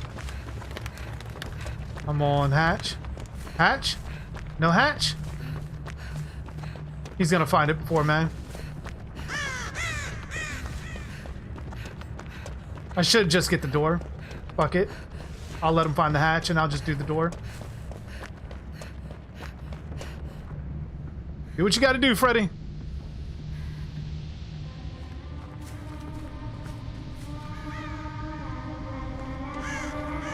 How the... Oh, you sneaky motherfucker.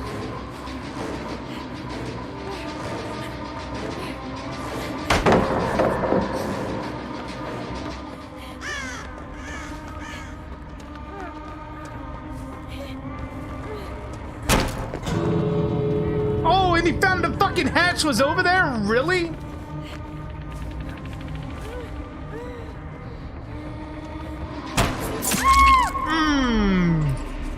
Sneaky little fucker.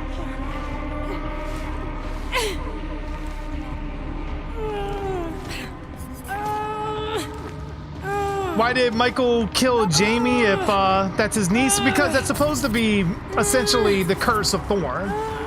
Essentially. That's what they're saying. I mean, at first it was supposed to be just him wanting to kill his sisters. And then it turned into Curse of Thorn, kill your entire bloodline.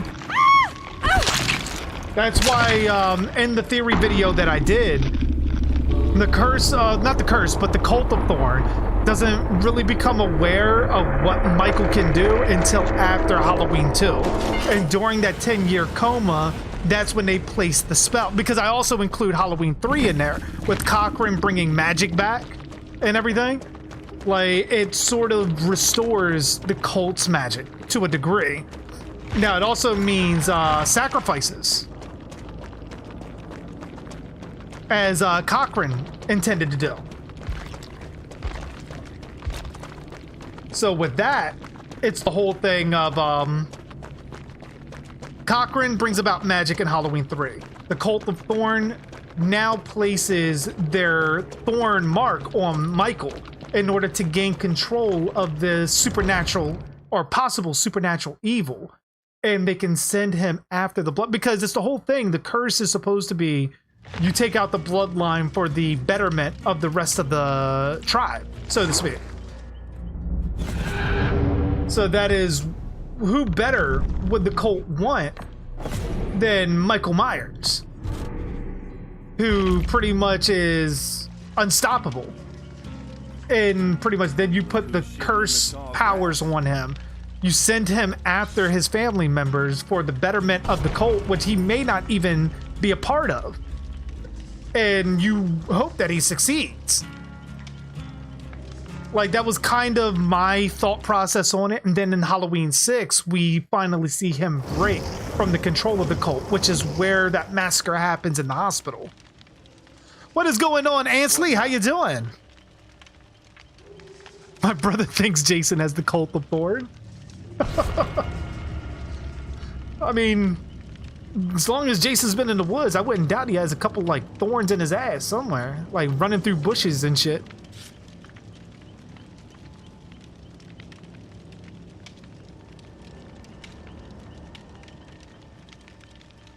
Ultimate Gamer says, so if Michael killed his entire family, he would not be supernatural. If we go by the thought process that Michael is purely an engine driven by the Cult of Thorn, technically Michael would have to die to end that bloodline, but he would be the final piece to it. So, I mean, technically, yeah, because, I mean, with him being as supernatural as he is, you would imagine that all those supernatural powers would leave if the cult got their way and the entire bloodline was eradicated.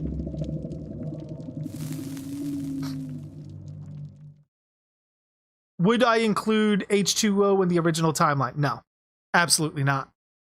I actually did a video on that, too.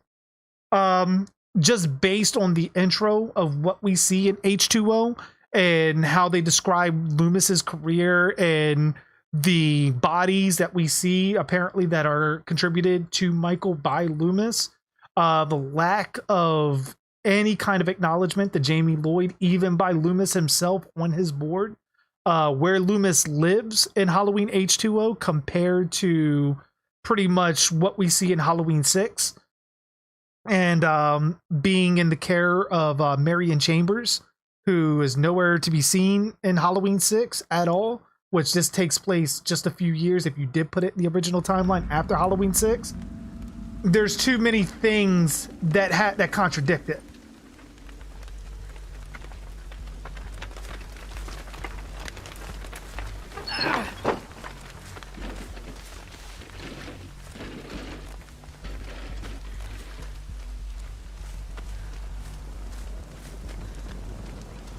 I heard the fire and fucking I thought it was fucking Ghostface. Oh. Looks like Paris has come in contact with the killer. I think it's the clown.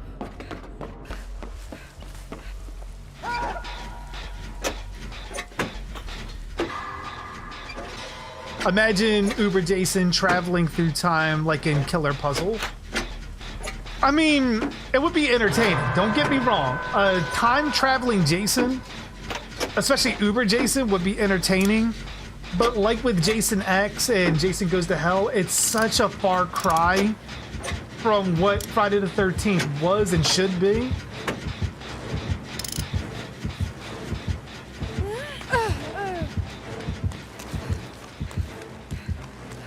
Oh shit. Paris has been saved.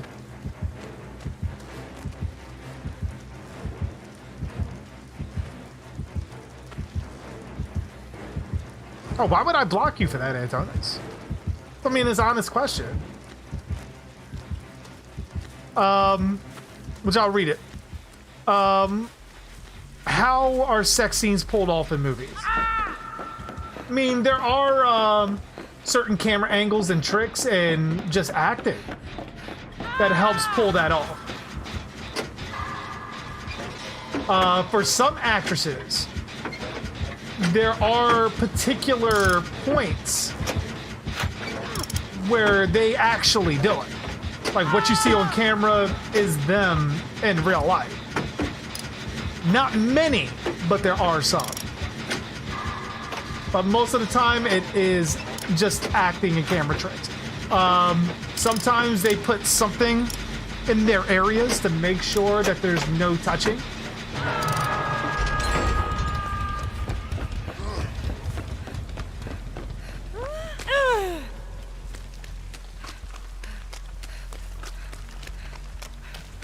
I personally like Jason X, but screw Jason Goes to Hell.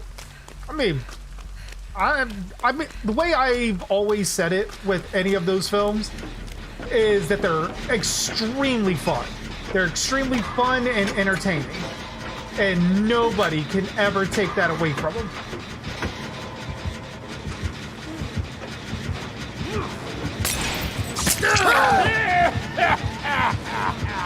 But when you start trying to put them in continuity, that's where we get big issues. I thought he was getting into this locker like, you motherfucker, you do not know that I'm in here.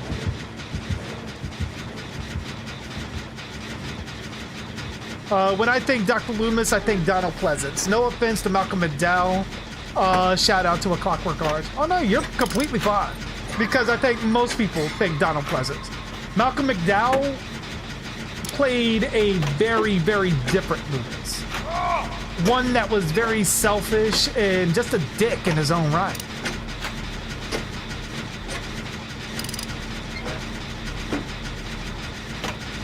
Oh yeah, absolutely, Trisha. Like, I'm not one of those channels that care about, like, you know, talking about sex scenes and shit like that.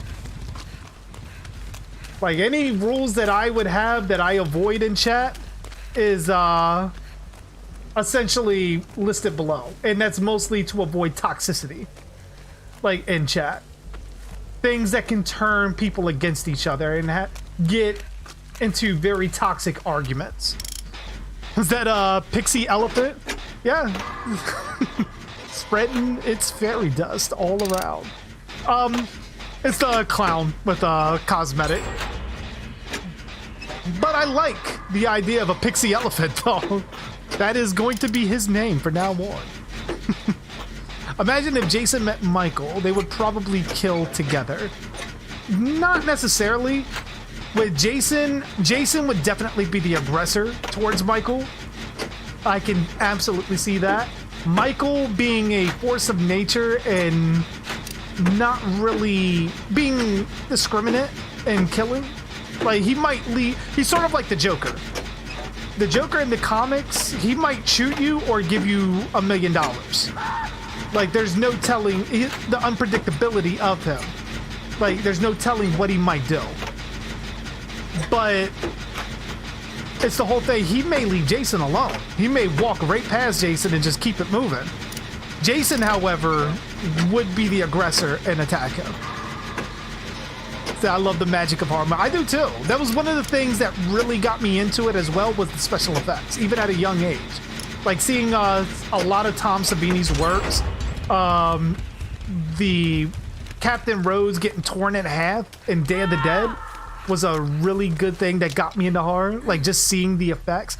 Watching the documentaries now on how they did a bunch of that shit is fucking phenomenal.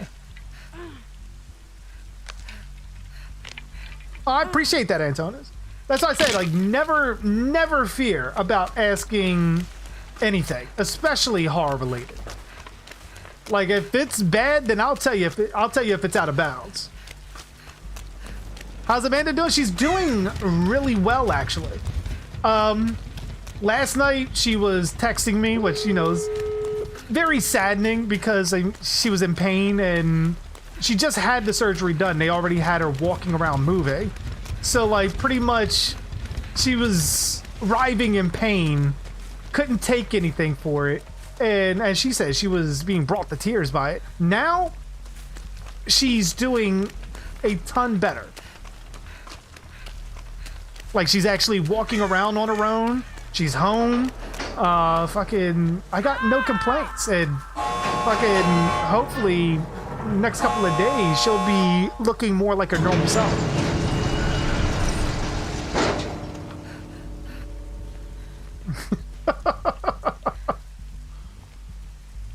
Hopefully they make it to the gate. Do I know what Siren Head is? I've heard of Siren Head. My daughter knows who Siren Head is. I personally do not.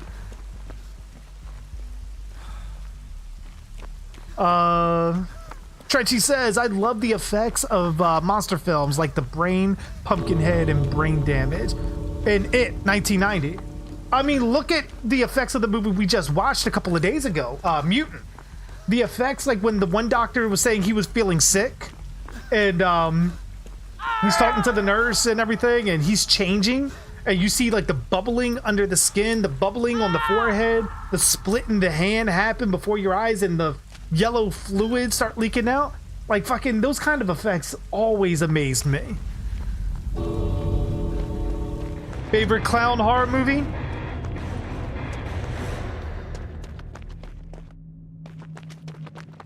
It definitely isn't It. I know that.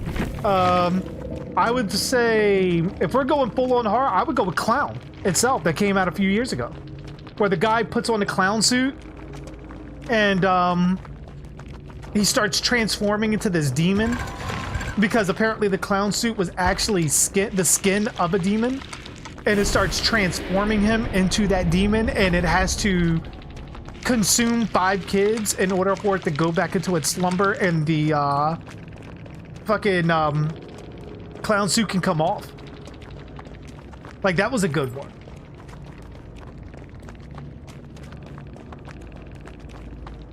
So because you love talking to her in chat? I mean, she's always lurking. She's watching. Although tonight she might not be, because I do know the newest season of Lucifer came out a few days ago, where she was holding off on watching.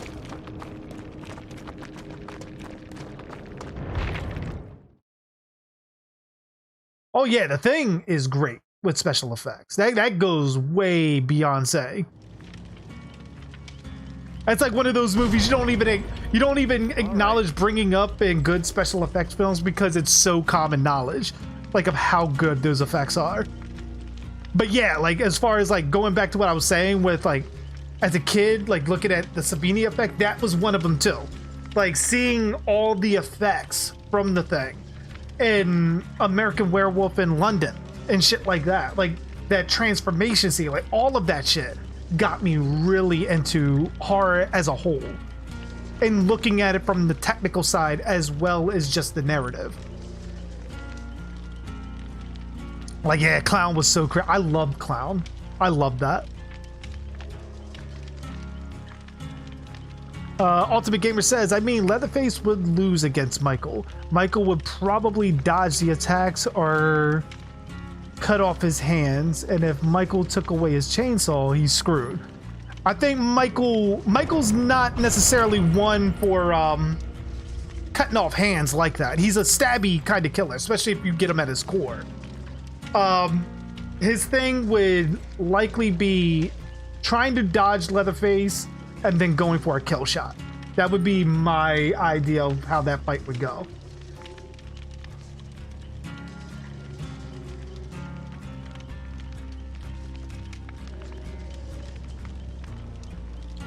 So I have to go with it. OG. It's my first horror film. Also, Firefly trilogy for Spalding. I was thinking that. I was thinking while, like, trying to keep that in the forefront of my mind. I love Spalding. You guys know that when I was doing the commentary to the Firefly trilogy. But I'm like looking at it like Spalding, you get him in House of a Thousand Corpses. He's not really a main character, although he is mostly as a clown on there. You get him as more of a main character in The Devil's Rejects, but once you get past a certain point, he's no longer wearing the clown makeup. I was going with the clown setting as being more the identity of the film. That was pretty much what I was thinking. Otherwise, I would have to go with Spalding, because Spalding he's iconic. I would put him as more of an iconic clown than Pennywise, in my opinion.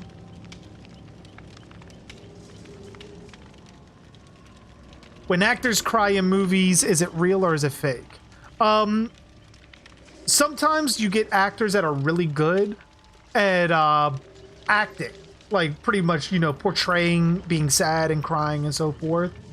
Other actors, they are able to put themselves emotionally in that place, and it turns out to be like, you know, it's more real.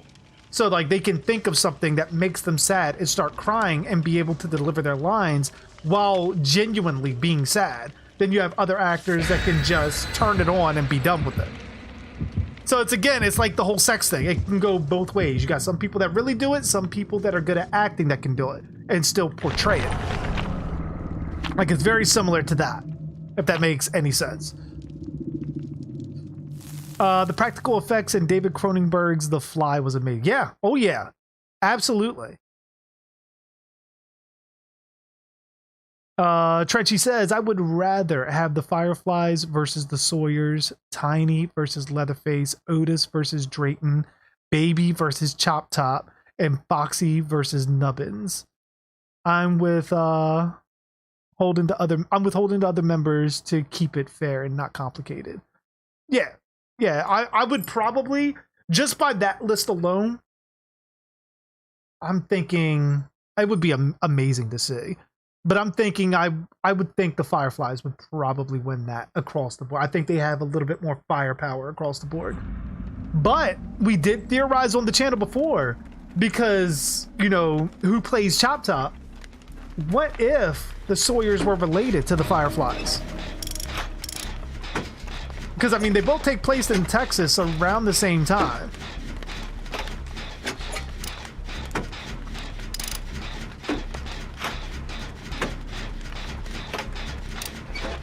Yeah, those would be some good genetics, Ultimate Gamer. Oh, God. I'm being stalked.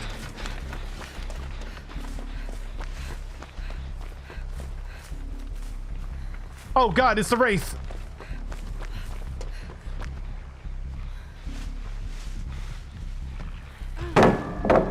Fuck you, Wraith.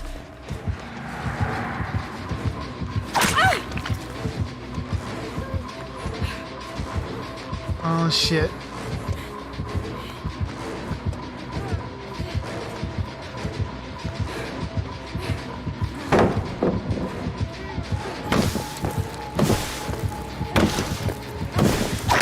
Gotcha. Come on.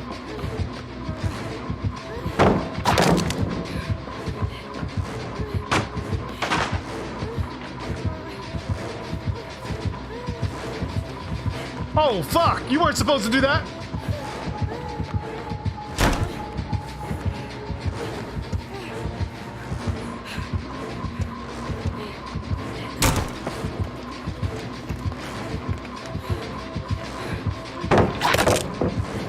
I will waste every fucking pallet on this map!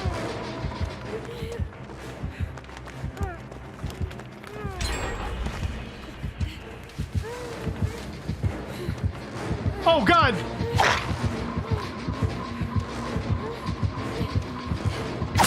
Fuck! Tried to get it.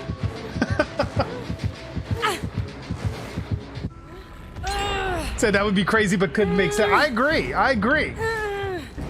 Because could you imagine in the next Firefly movie, fucking a wounded Chop Top from Texas Chainsaw 2 shows up and helps them put together the family? Like where that movie left off and create a new House of 1,000 Corpses at the brothel.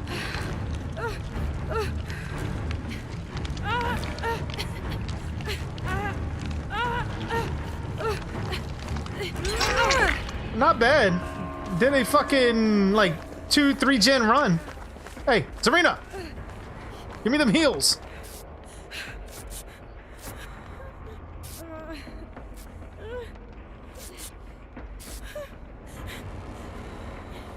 We'll get there. We'll get there.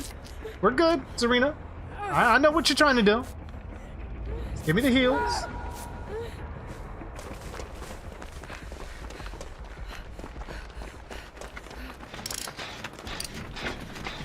Hey, JG, I can only imagine what the power of Uber Jason had with the combination of his natural strength and added nanotechnology to that. Damn. I mean, pretty much, look, he was ripping, like, steel doors. Like, steel futuristic shutters. Like, he was tearing them down.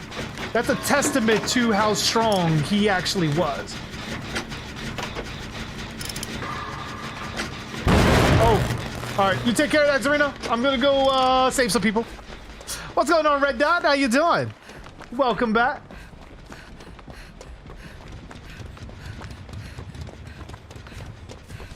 Oh. I'm coming, Paris. Just hang in there.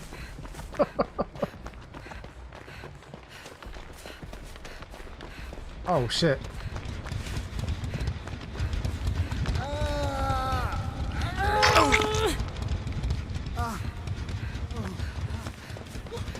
All right, you get these heals. You get them.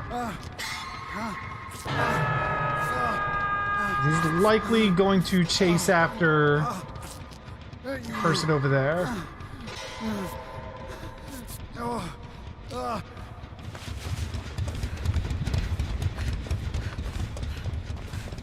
So you just got done playing? I saw you were on. I saw you were in a match or two. Oh, dropping the tea bags on him and everything. You gonna lead him away or okay. Probably shouldn't have grabbed them all, but fuck it.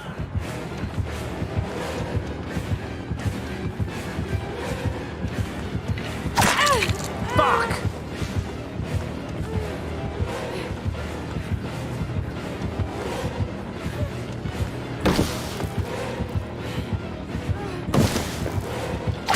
I didn't mean to do that. I did not mean to do that. I panicked and hit the button.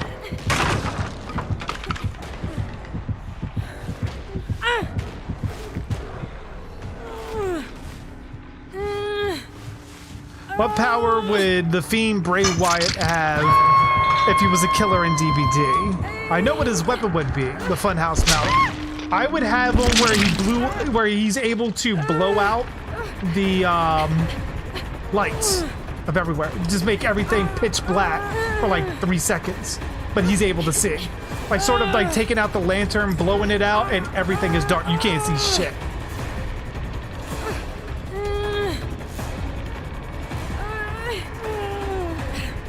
Call Uber Jason the Jasonator.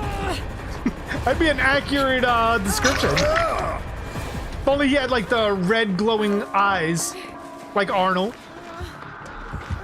So you've been playing a lot more Killer? Are you enjoying Killer? Was he coming for me? Oh shit, he's following Paris.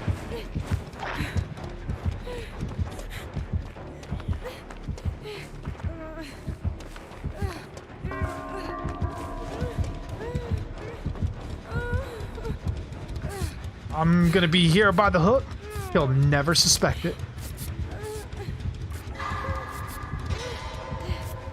The more it would be the mandible claw, just a little bit more brutal. Have it where he's like ripping the mandible off his face. Oh, fuck. Fuck! Oh, I hit the fucking wall. I knew he was gonna come get me eventually.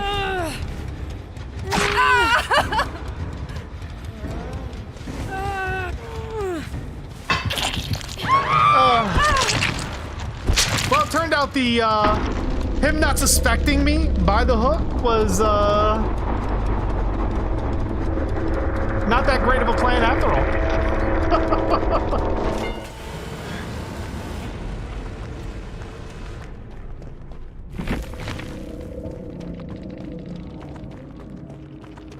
Okay, that's what my challenge was. Get great, couple great skill checks. I'm like playing like halfway through, like, wait a minute, what the fuck was I supposed to be doing again? That I'm enjoying it a lot, been playing the clown mainly. Nice, nice, nice.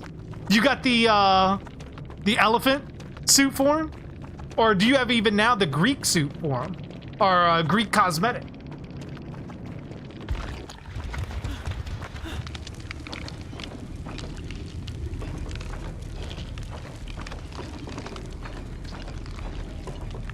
My favorite kill in the Hatchet trilogy is the curb stomp on the table. Mine has to be from the first one, where he grabs the lady and rips her like top, like pretty much just ripping her head back, and it's just like spurting out blood like a fountain. Oh, yeah.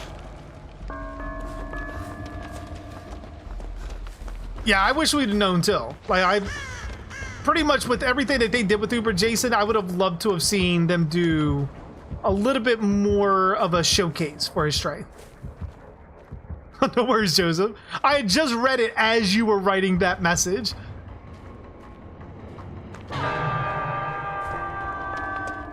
Maybe he could be a transforming killer. He could start off as Funhouse Braid, could transform into the Fate. That would be cool too.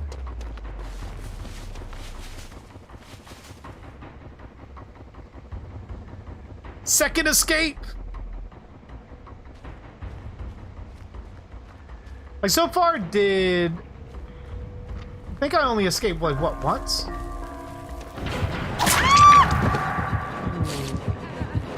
Playing with fire.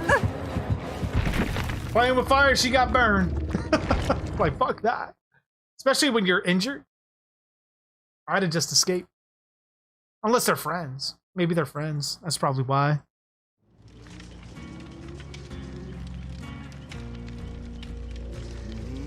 That's right. That's me, baby. So what is it?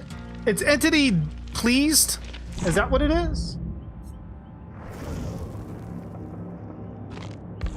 As it says you can, oh, redeem code.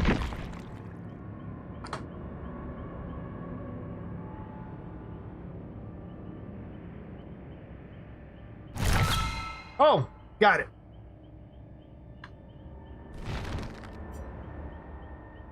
Thank you again for that, T-Rex.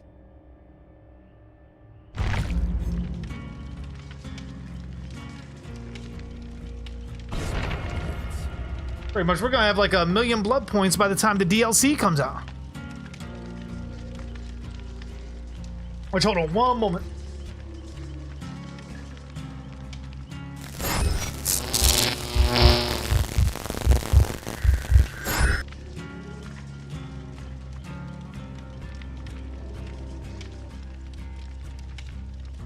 All right, we ain't fucking around this time. We're getting some added assistance.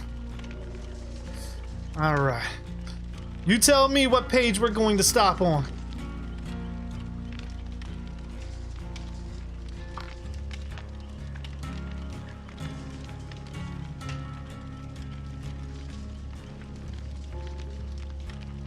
Like, we need some added assistance to see, Ghostface knows. Like, cheater.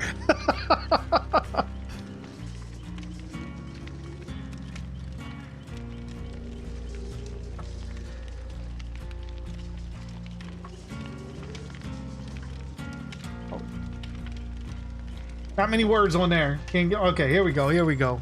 We're going to use this page. All right.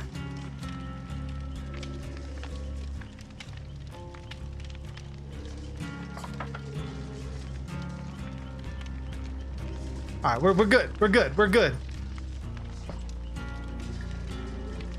We're surviving this next round now. We got the power of the Necronomicon.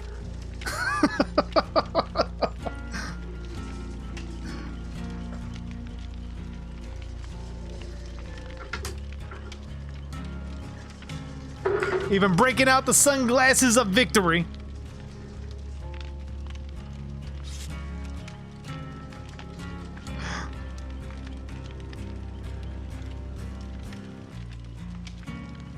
Oh man. What is my nationality? I mean, I'm not entirely certain of like the specifics. I mean, white as far as I know.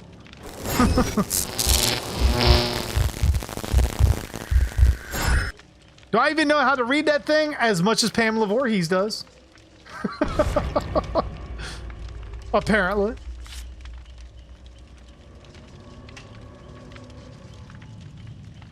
It's hopeless. You'll die either way.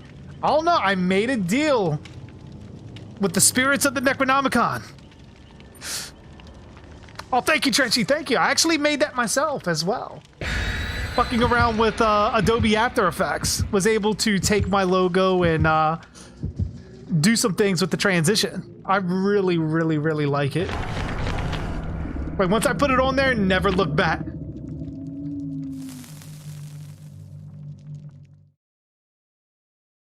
Like, look, maybe I can't pronounce every tiny little syllable, no, but I can pretty much read it. Yeah, pretty much, yeah.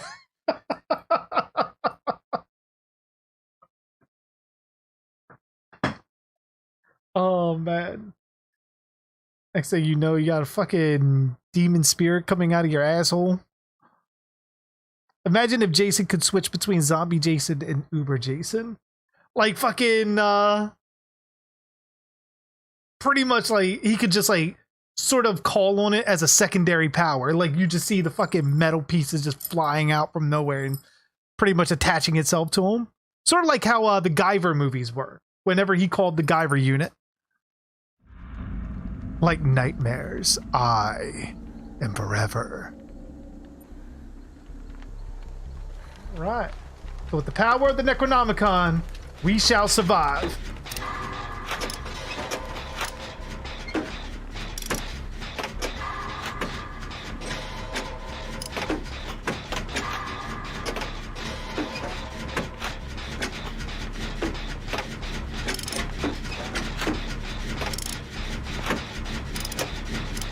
Oh, someone is coming.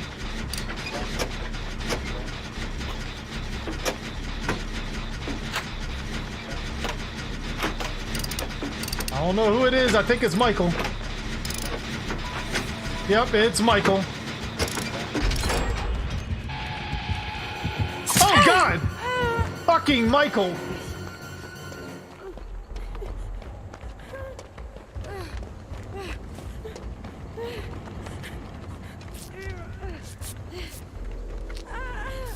Fill myself up. Figured it was Michael Myers.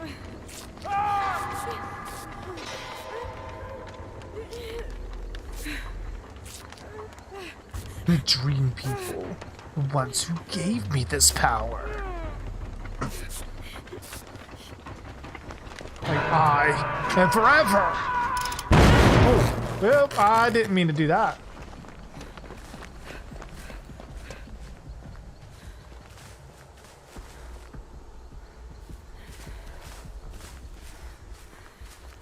Okay, so he has Dying Light. So this is a Michael that is very much about slowing shit down.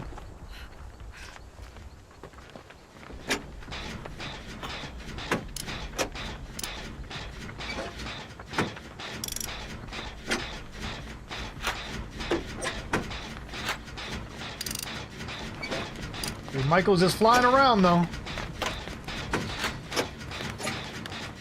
As long as it's taking him to reach Evil Within Tier 3, makes me very apprehensive about him possibly having unlimited. You might make a concept for the Fiend? Definitely. You got to now, man. With your mind of how, like, putting together add-ons and fucking all that shit works, man, like, I would definitely say do it.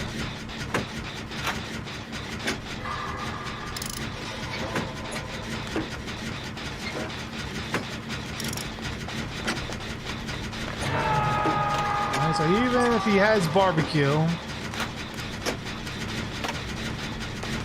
Oh, I thought he put you up there, Paris. I didn't realize it was someone else. I didn't ready to say, like, how the fuck did you already hit struggle phase? Give his left nut to win the match. Hey, I got the power of the Necronomicon on my side.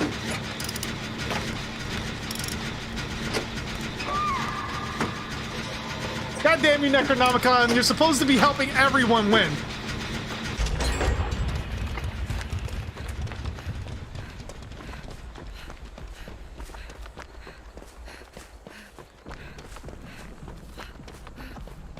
Get there. That's not good. They're too close, and he should be on his way back. Run! Get the fuck out of Dodge!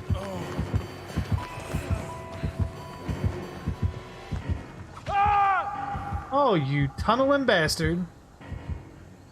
Yeah, he's trying to get him off. There's nothing I can do. That sucks. Like, really, a tunneling Michael?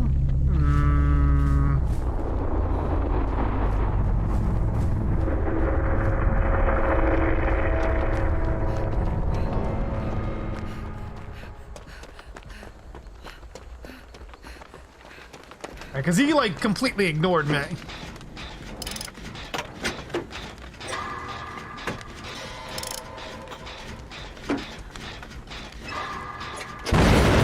Fucking shit.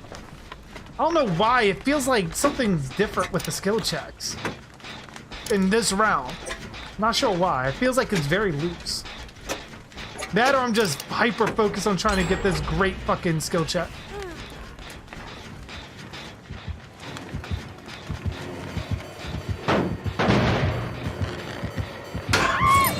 Fuck! To be honest, that is the obvious place.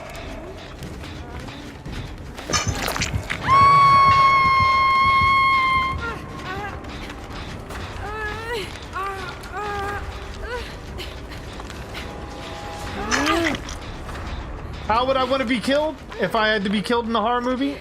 Oh god. Oh god! It's tunneling Michael!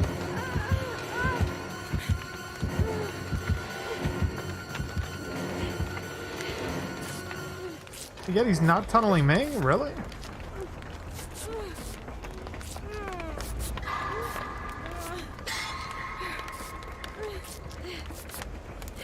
Oh god. Oh god! I didn't realize he didn't bite off that. Fuck! Should've just ran. I think the Necronomicon is working for Michael this time around.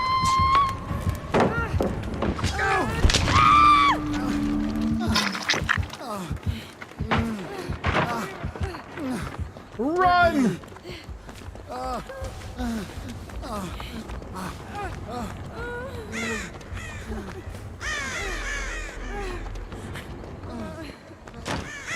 But as far as like death go,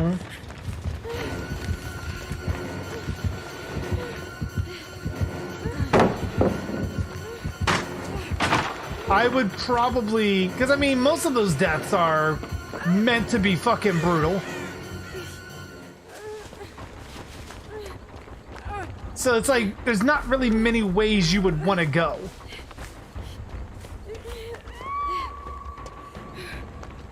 Where the fuck were you that you got caught like that? I knew Michael was a deadite. See, there you go. Now Michael's a deadite.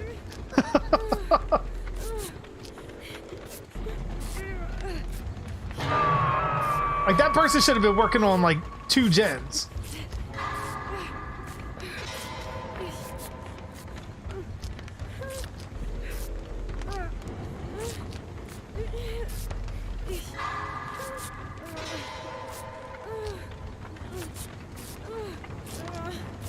I know you're. Oh, you're dealing with Paris.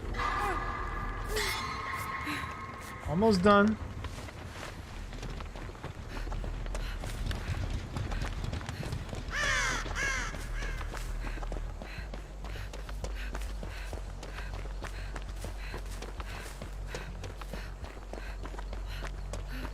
I'm coming. Hang in there.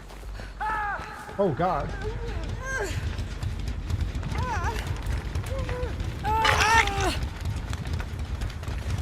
And do you not want heals? All right, you know what? You do. You take care. You do you. How about that?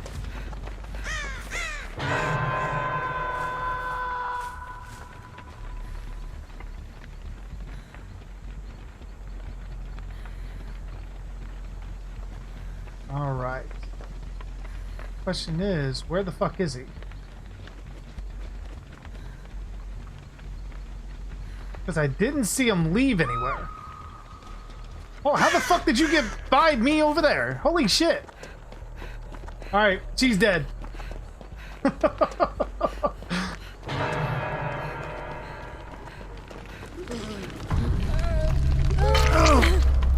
Run! He's gonna be on his way back. He's gonna be angry.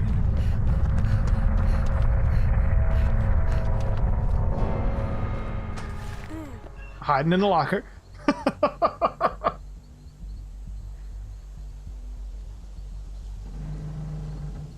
Okay. Not here. Oh God, he's back. He's coming. He's coming. Get back in there. Okay. Are we good?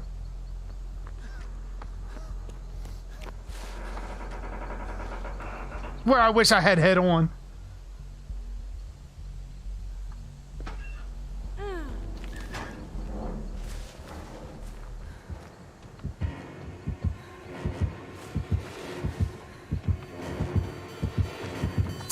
Fucking shit! He knew I was there.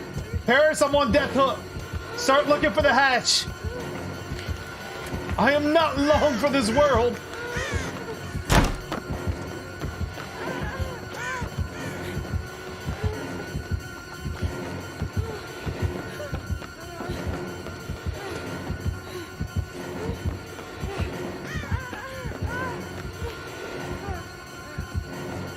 Oh God, he got me.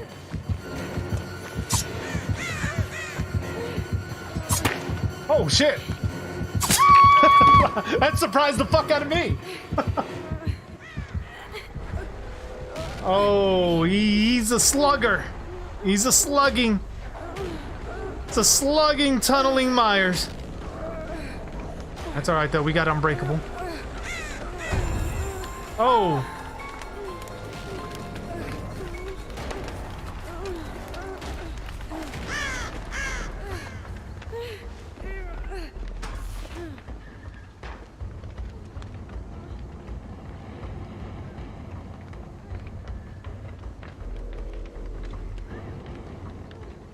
this was your death hook, I'd definitely like fucking wait you out, but I know it's only your second one. I'm gonna try to make my way over to you.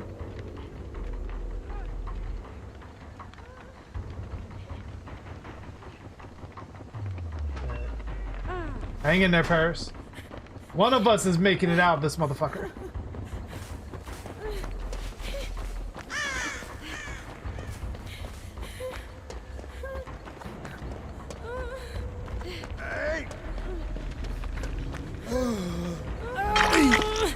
Yeah, we can get you in, Red Dot.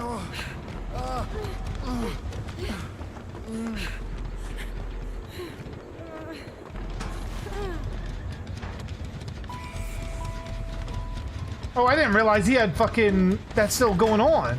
Holy shit.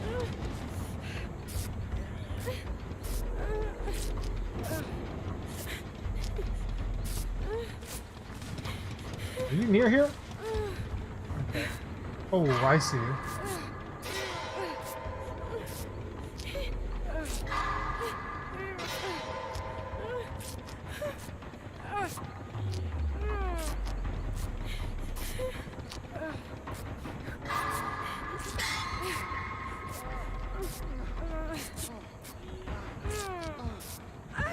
Oh, this isn't gonna go well.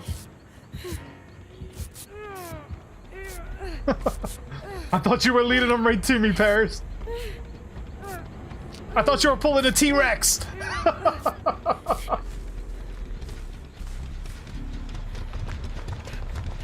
To be fair, though, I did drop the pallet on T-Rex. So I absolutely deserved all of that sandbagging.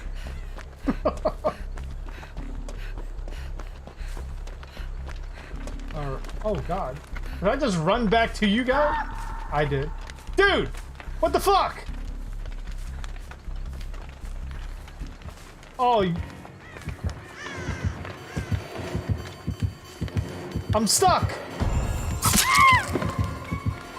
That's some cheap ass shit. Fucking Necronomicon!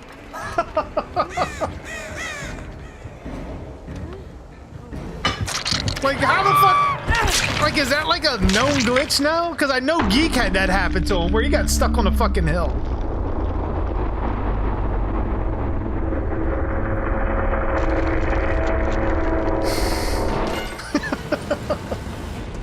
Paris would never do that to you.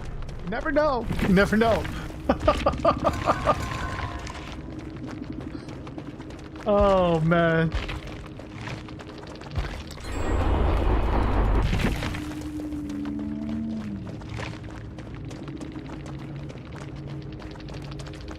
For the most part, all PC players, though.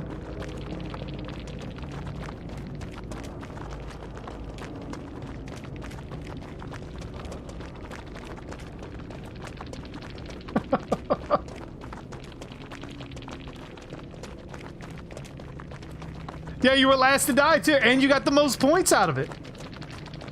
Fucking GG, Paris. I'm gonna get Red Dot in here. T-Rex, you went in too? As I'm like jingling. Got my Leatherface bracelet on. That's right. That's me, baby.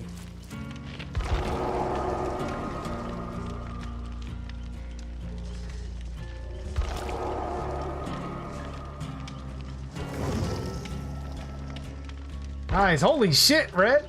I didn't realize you were rank 1. Holy shit. But then again, I have been playing more on PC and you've like been Xbox consistently. So I imagine you got some tips and tricks to show me, huh?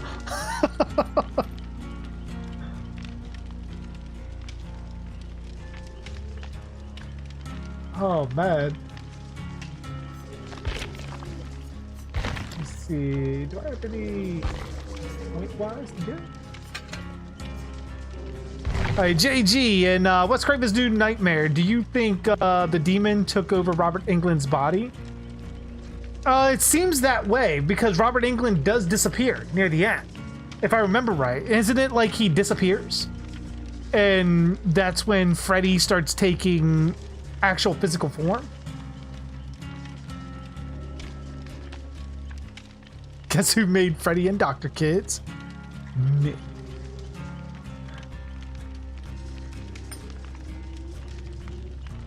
Oh, man.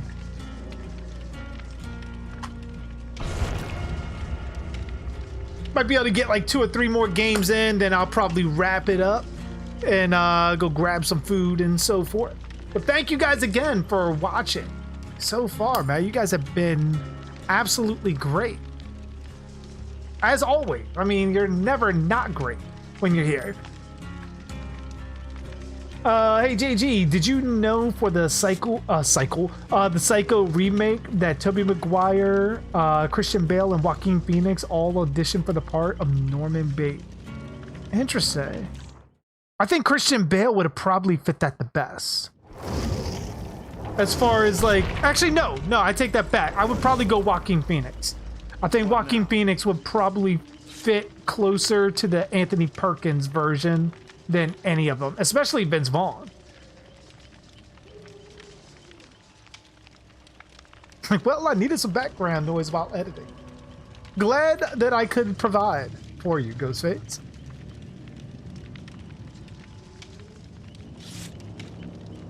Oh shit. Tretchy says, why do you think people are more accepting of New Nightmare but less accepting of Friday 5 and Halloween 3 when they all in a way don't have their main antagonist? Mostly due to the actor, Robert Englund. Because I mean, when you look at Halloween 3, the closest you get to Myers showing up on there is a TV spot that shows up. Other than that, it's completely devoid of anything that you've come to know of the Halloween series or the 2 sequels prior to that. Nightmare 5, they sort of pulled a whammy on people when the marketing for that first came out. It was, they kind of marketed it like Jason was going to be the killer. The tagline, if Jason still haunts you, don't worry, you're not alone, which is accurate because fucking Jason is still haunting Tommy Jarvis throughout that movie. But the way they sort of portrayed it is that people were going to get Jason. And then they felt betrayed at the end. People nowadays have no reason to hate on it. They just do it because whatever reason. Because it's not Jason. I've heard that many a times before. Which, hey, what's going on, Rattled and Bones? Welcome.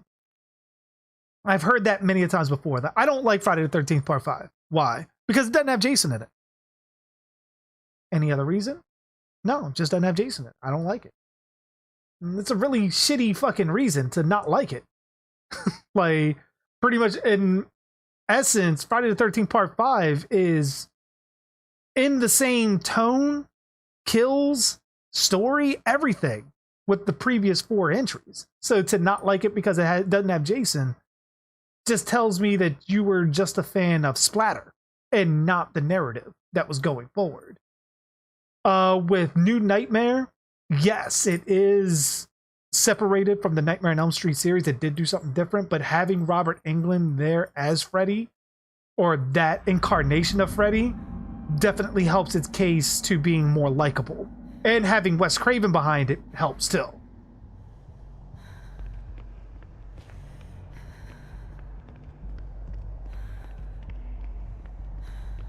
Exactly. You don't know it's not Jason to the end. Oh, we're going against a trapper. First of all, they're male twins and they kind of look similar. Same skin and eye color, but they have differences. Different hair color, vastly different personalities.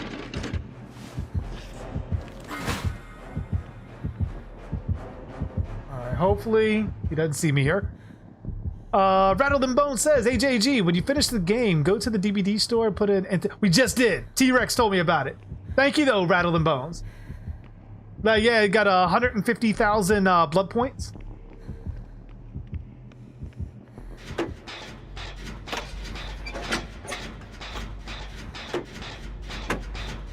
And one Friday the 13th comic, Jason kills the kid's bully. I remember that, because the kid was kind of deformed like he was, right? Is that off by seconds?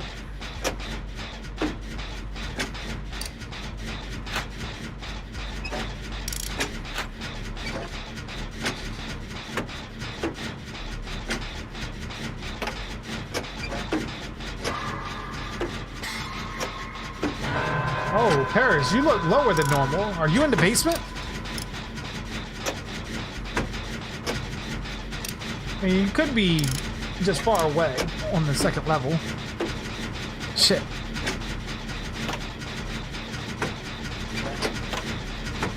Imagine being Jason's kid and getting bullied. That'd end quickly. Oh, shit.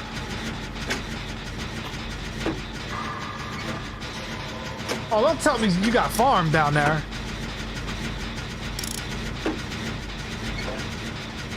Or was the killer, just wait? Oh, shit.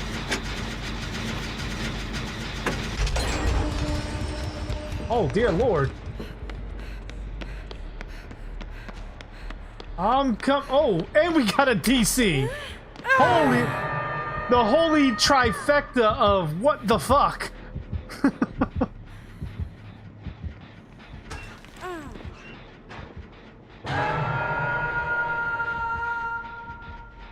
Hold on a minute. I'm coming.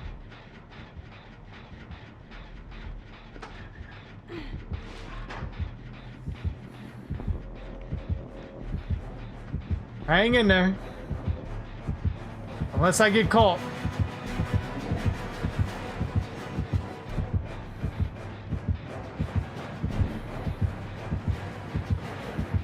I was gonna say, he has literally no reason to be over here. Alright, I don't see any traps. This has got... Hey! Yeah! Hey! Alright. Make a run for it. Ah, Paris!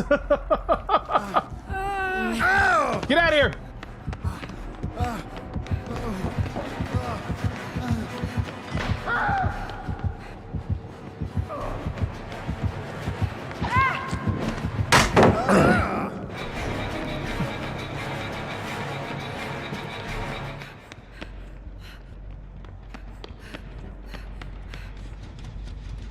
He's gonna take you. Okay. I'll get you, Red. I'll get you.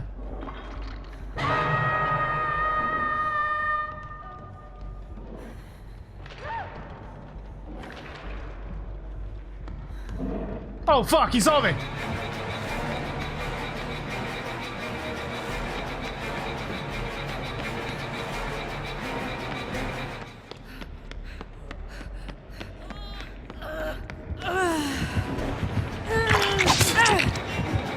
Run, Red, run!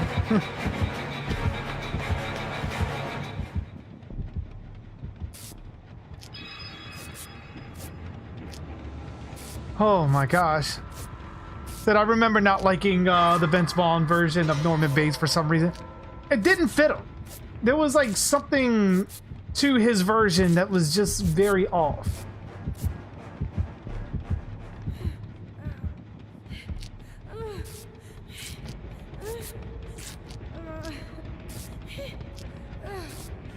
Like the Freddie Highmore version that we got in the TV show was far more closer to the theatrical Norman Bates.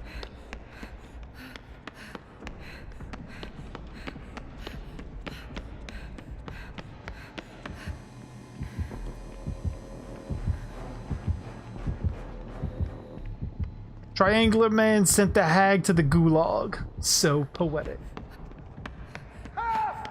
Oh shit. Oh, what is that? Oh, if it glows, it goes.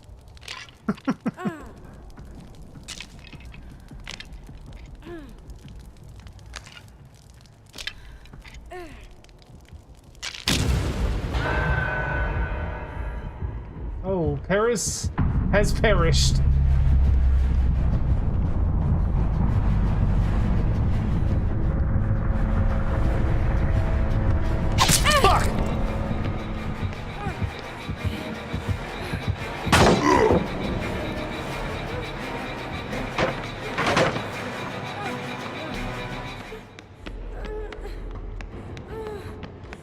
Oh, he's on my ass. I done took away his toy and everything.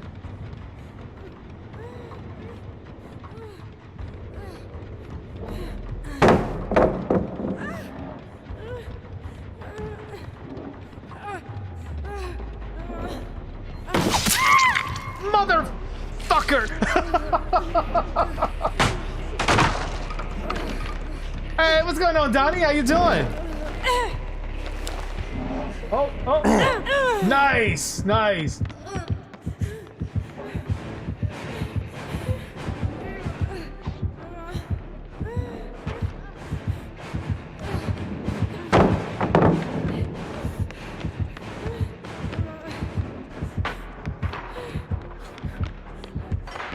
Oh no, red dot.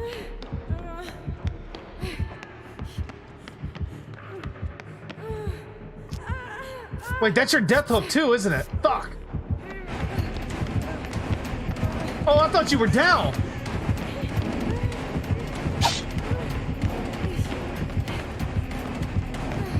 I got no pallets.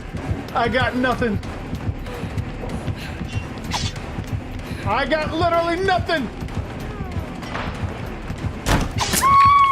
And I just fucking took a nosedive.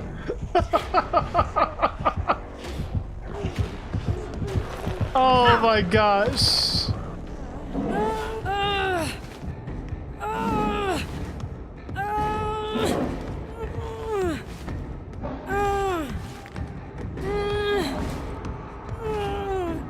Oh man. Oh, is that my first hulking too? Well, shit.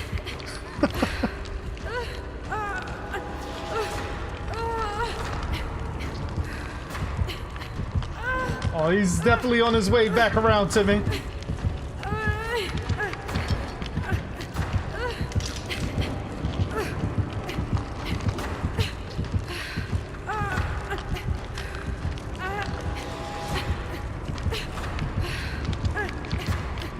Alright, I'm gonna try to give you the hatch, Dot.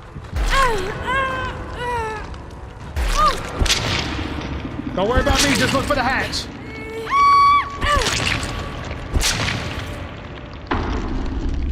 I'll take the death as long as you may live.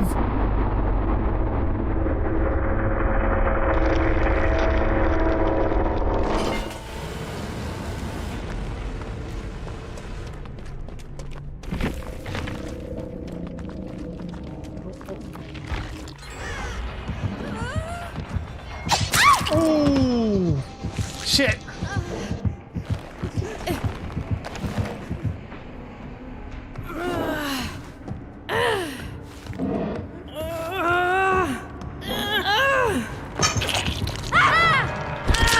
Hyper, funny, loving, annoying, somehow caring, mischievous, and curious. Braden is cunning, attentive, secretive, sensitive, brutish, ambitious, and mean at first sight. Which characters are these again? Which ones? Oh shit.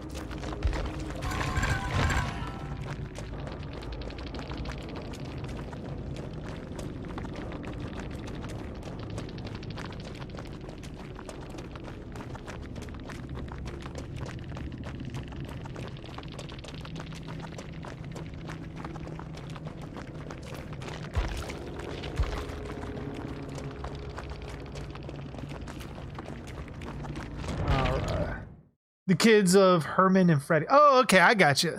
I thought you were saying it was them again, like them themselves. I didn't realize it was the kids. Like, wait a minute. What is this place?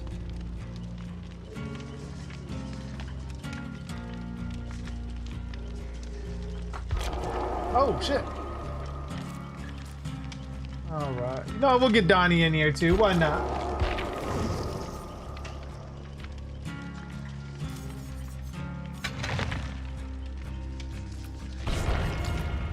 What is going on, Geek? How you doing? Welcome back. We just got Donnie in playing Geek. But we might get you in for the last round, hopefully. Oh, no worries, Fred. No worries, man. Just have fun. Like, that was pretty fun, even though it was a bit of a shit situation, like going into, like in the beginning. Like, we instantly had practically everyone down in the basement, and then pretty much fucking, we had a DC almost immediately. So, like, I mean, I'm surprised we did as good as we did. We knocked 3 gens out. What'd you miss? Not much. Just playing some DBD and dying. Not even the power of the fucking Necronomicon was able to keep me. You know what? This motherfucker's going back on the shelf. Help me nothing.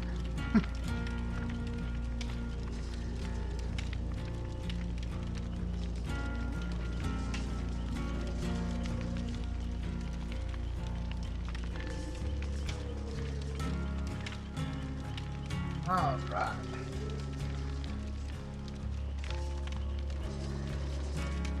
The Chillin' Show? No. We have no Chillin' or JCer sightings.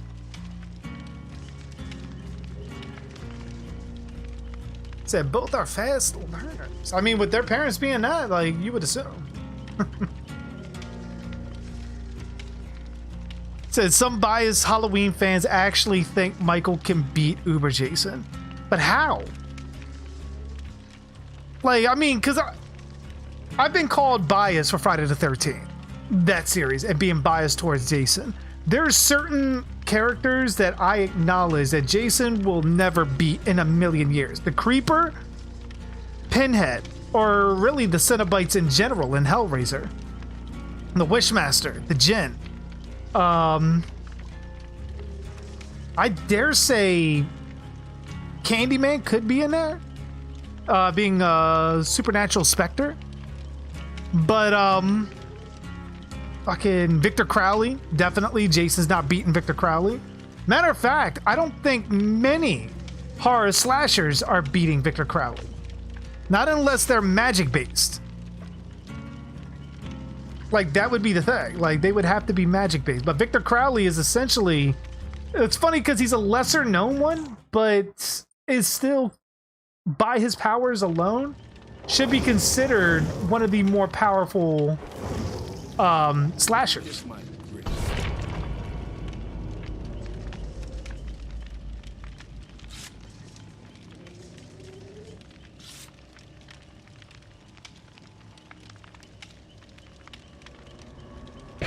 Nah, even Chillin' acknowledged all the iterations of Chillin' that I have come across, whether it was Devin in the beginning or the one that came later, JCer even, has conceded that Uber Jason would smash Michael Myers.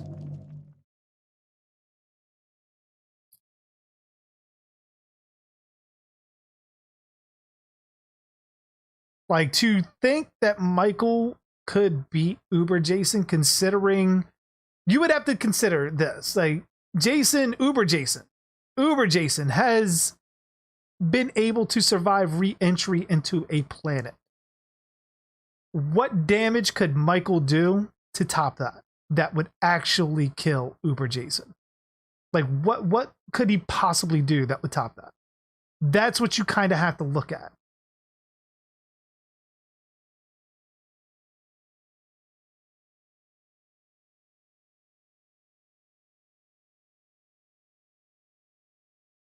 And, like, obviously, Jason doesn't need to breathe once he's Uber Jason because he is fucking able to be in space with no issue.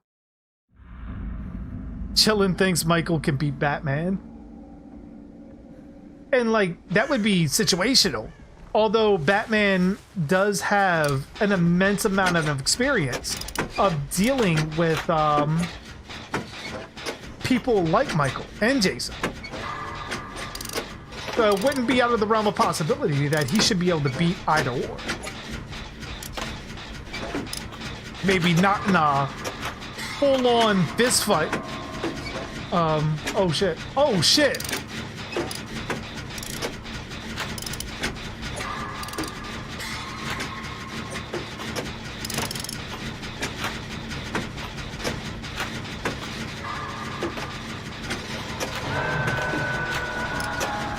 Well, we know it's the Wraith.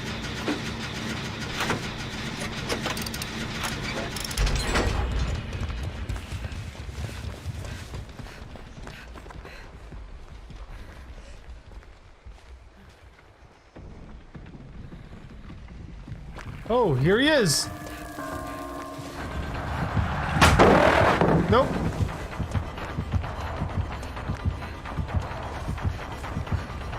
You don't touch these buns yet.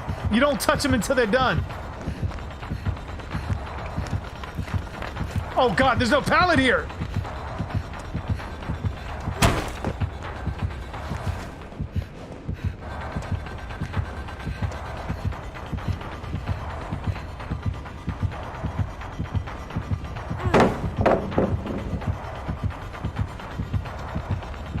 I'll let you deal with that.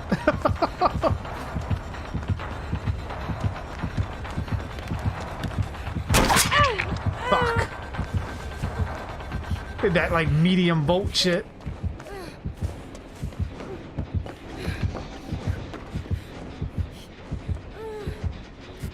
Oh, he pretty much left me. Oh God. He's coming back. He's back with a vengeance.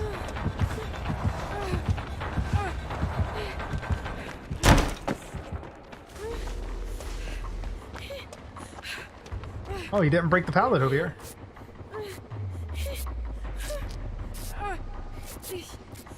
When was the last chillin' experience with Jay Sear when he was here?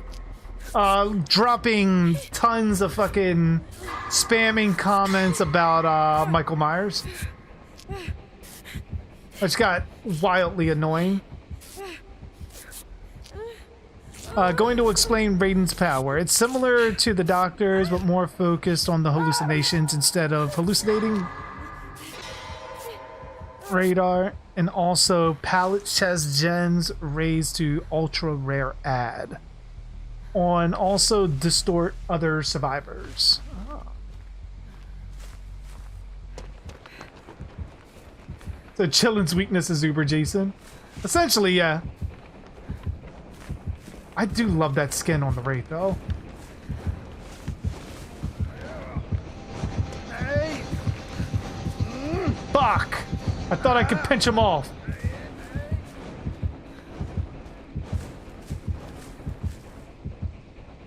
Nice, nice. Paris, run! Run, Paris! I will take the hit. Just keep running. I tried. He wants you. He only wants you.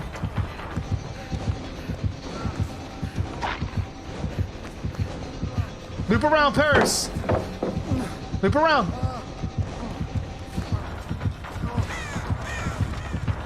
Oh God, he just wants you.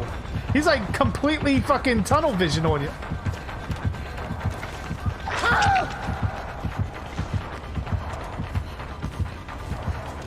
I don't know what you did to him, Paris, but he is angry as shit.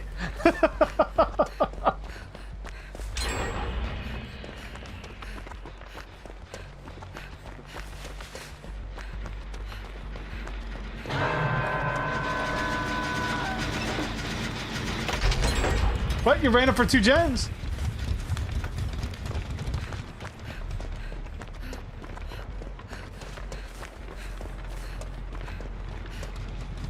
Oh God.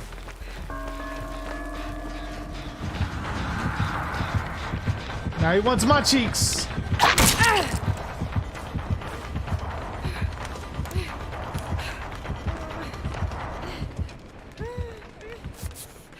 Oh, he's coming right back to tunnel the fuck out of Paris. Did I see your last message? Let me look back. Like, wait, Uber Jason survived re-entry into Earth. Are you sure? If you remember correctly, all we saw was the mask at the end of Jason Neck. Very true. Very true. But it is implicated that he survived by him landing in the lake. And the kids wanting to go check it out. Although you would be correct in the assumption of, because there hasn't been another movie since then, that Jason may have disintegrated. But it's also like his mask, like while it burned off, his mask was mostly intact. And his body was made up of most of that material. So it definitely would stand to believe that there is a possibility that he may have survived. If his mask was a little bit more fucked up, then I would probably be inclined to agree that there's no chance that he actually made it. Probably jealous of the chin. Probably. What's going on, Seth? How you doing?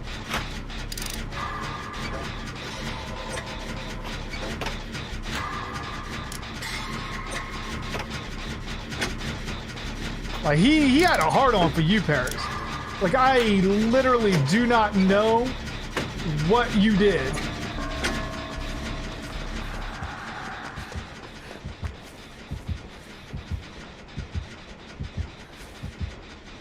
That or he's got to be a baby killer or something.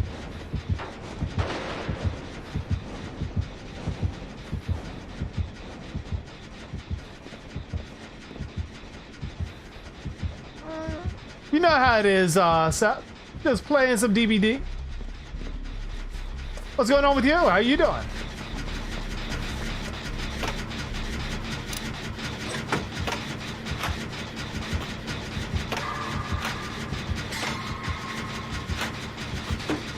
And I think I got this challenge done.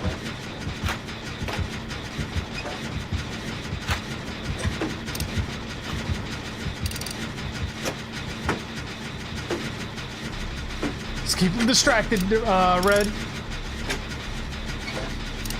And we're good. Nice. It'd been funny if this was NOED too.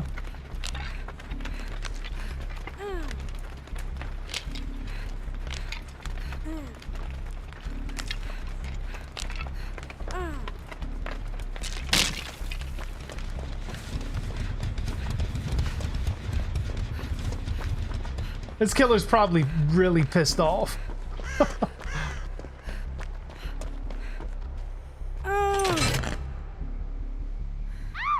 Oh no.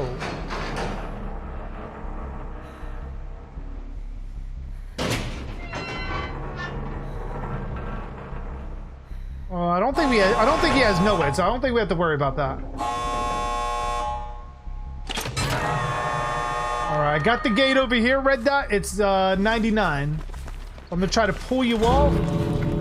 Or, you know what? I will. Okay. Oh, he opened the gate over there, so it has to be close by.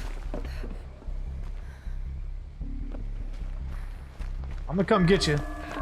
I ain't leaving you behind.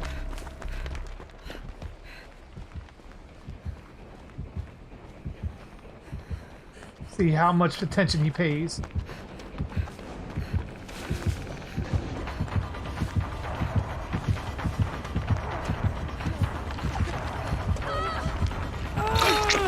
Run, red dot!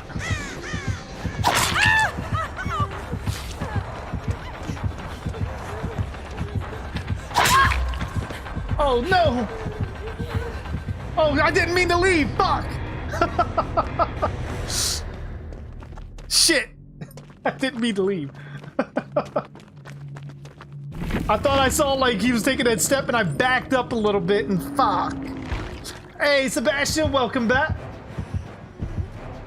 Oh, you got decisive. Oh.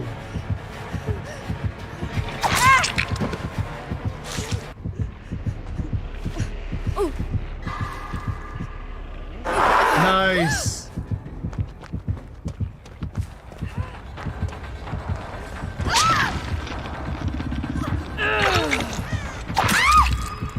Run, Donnie, run!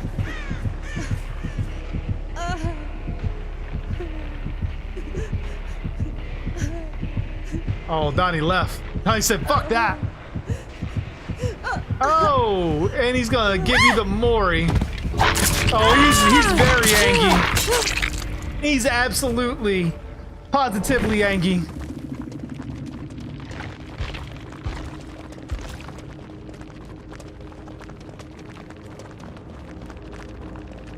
Like, oh shit.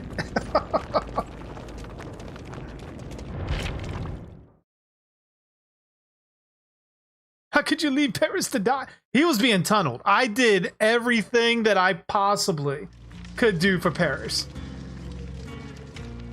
Like, I got into the killer's way as much as I possibly could. There was literally no way that I could have saved him. He was completely fixated.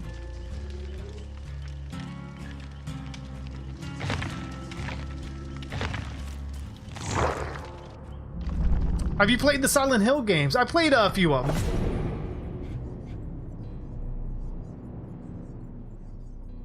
Blind or light burn. The killer 5 times.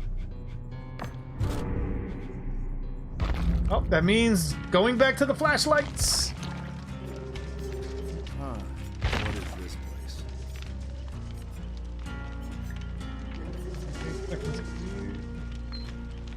Increases battery consumption. Okay.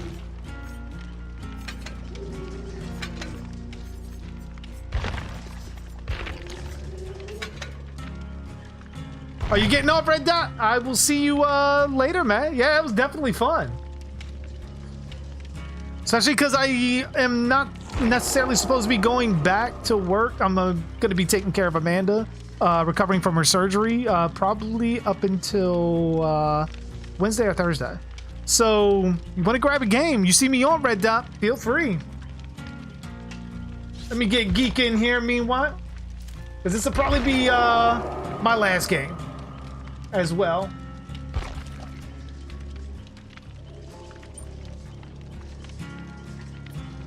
Hey, what's going on, Foxy boy? How you doing? Ships Bonnie and Foxy. Don't ask. Can you join? This is probably going to be my last game, but do send me a friend request on here. So that way, next time I get on, which will probably be maybe Sunday, maybe Tuesday, I should be on and I can play with you then. Get you in here. Also, be sure to hit the subscribe button as well. So that way, when I do jump on, you know that I'm here. Holy shit, that's a mouthful. I'd probably just look for me on there. Just JG Dark, as it says on the channel, Foxy.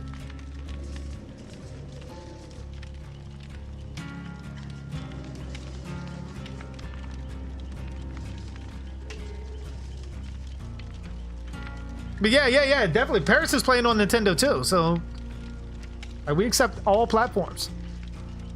Let me ready up meanwhile. Oh, thank you. I wonder why my alerts aren't working. Like, what the fuck is going on with that?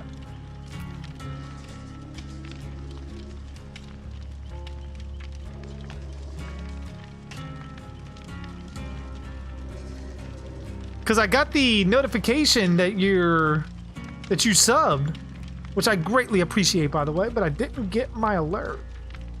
That is very odd. What are you doing to me, Stream Elements?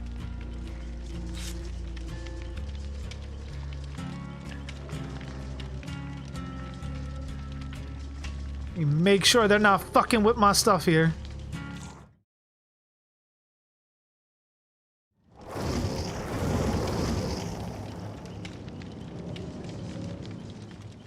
Groovy. I can probably lead you to some videos that could teach you, or that would be better suited to teach you stuff like that.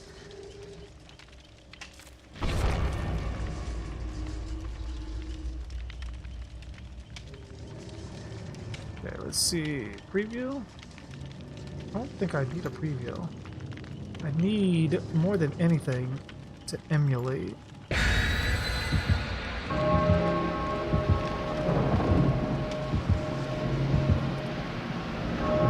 Okay, yeah, that's not popping up.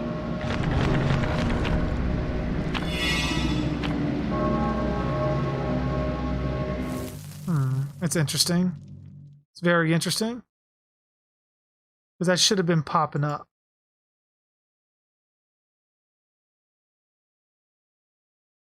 I have to check it out later. Oh yeah, Amanda had surgery, Seth. Said send a friend request. I'll check it out after this round as I'm signing off. Because now I got some new shit to look forward to try to fix. Like trying to fix my alerts.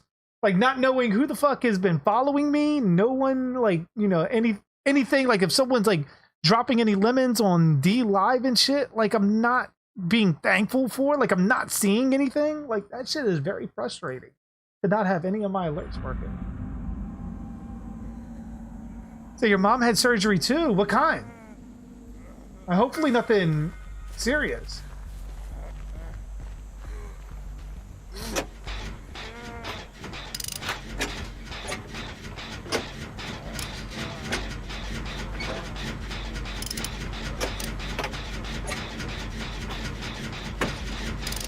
All right, we got the killer heading our way. And we know it's the Death Slinger. Oh shit.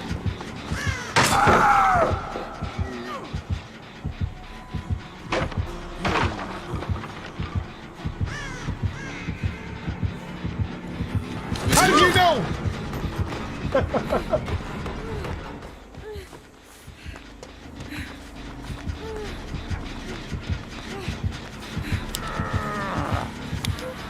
Fuck. Couldn't get it.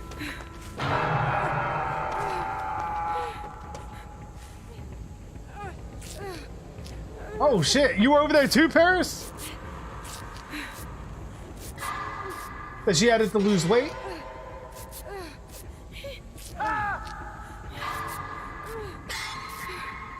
Like, what did she get? Like, gastric bypass? The sleeve?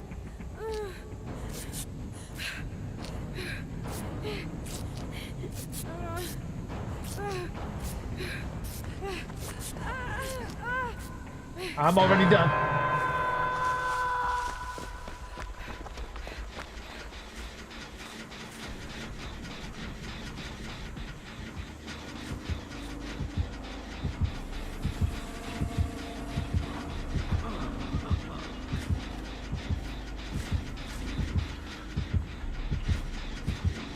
Oh, is he gonna stay over there?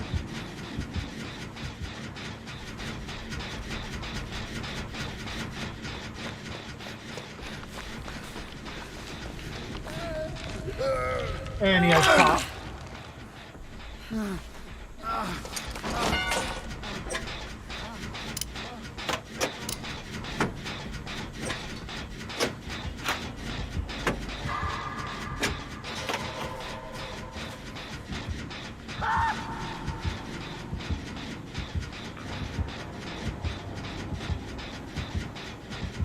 Come on, are you coming this way?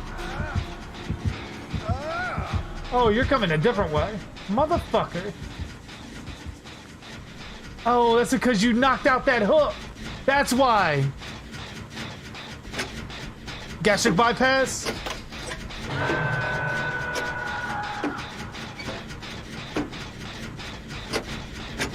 Fuck.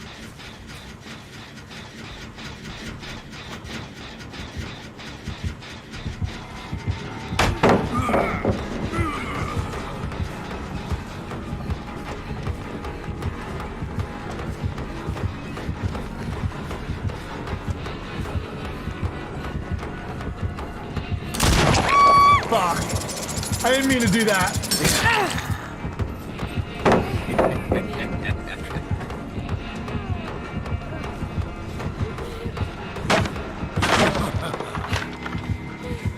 Fuck, he's gonna get me.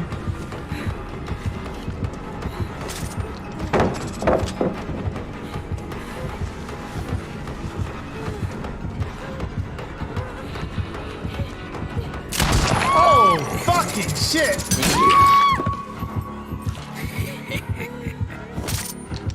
I have a feeling he has Devour.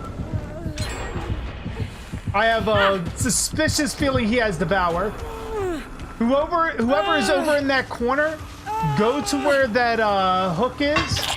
Devour is over there. He's coming right back to you because I think that's Devour.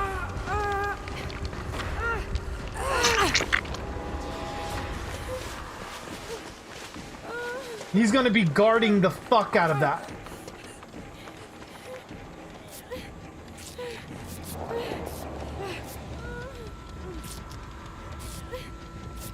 Also, can I meet you? Yeah, if I'm at like a Comic-Con or something.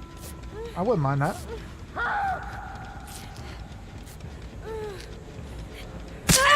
Oh, my Donnie. Ooh, rough hands.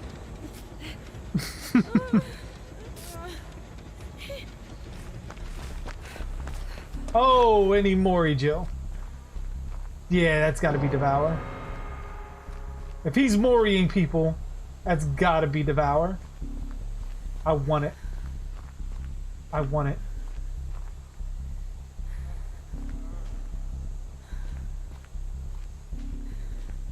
I'm gonna get it.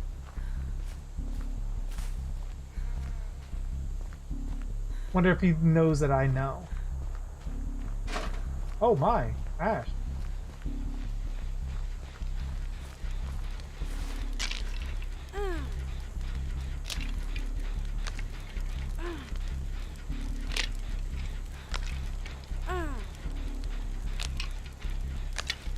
And it's up.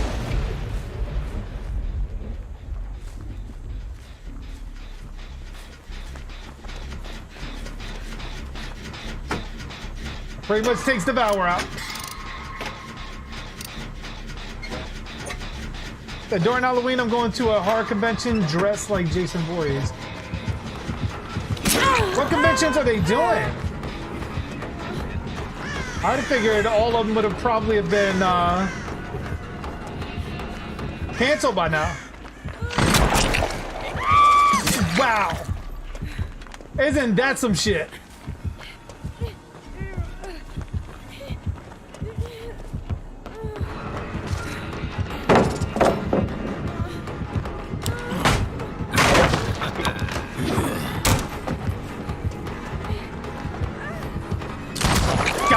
I knew he was gonna get me. It was way too much open space there.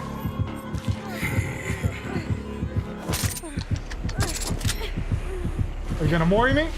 Oh, I thought he was gonna mori me.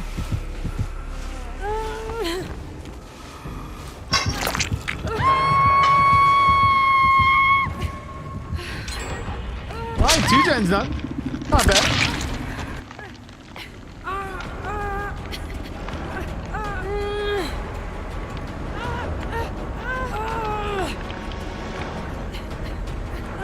So your mom said it was a horror convention during Halloween? I mean, I wouldn't doubt that there's probably something going on. I know all the horror conventions that were going on around here have essentially canceled.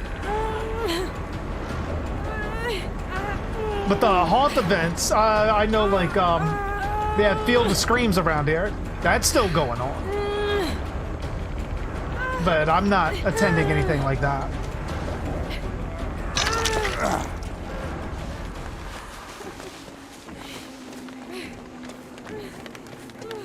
Like, essentially, I'm not really looking to attend anything until this whole, like, thing, like, someone gets a grasp on it, like, the whole health thing.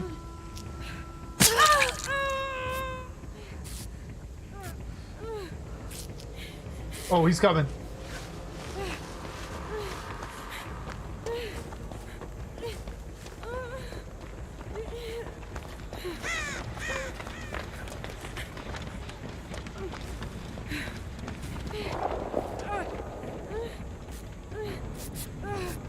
Uber Jason versus Anti-Venom. But Anti-Venom is sort of a, like with his powers, like being able to heal and shit. That would be pretty interesting to see what a reaction to his body would be on someone like Jason. The Firefly family versus the Sawyer family. I would have to go with the Fireflies. I think overall, top to bottom as a group, they are a lot more dangerous than the Sawyers.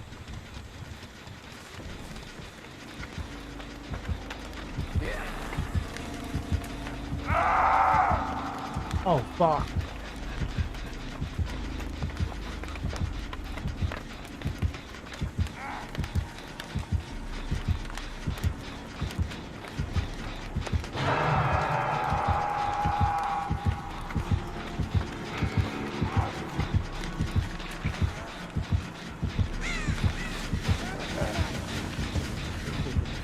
Run, geek, run!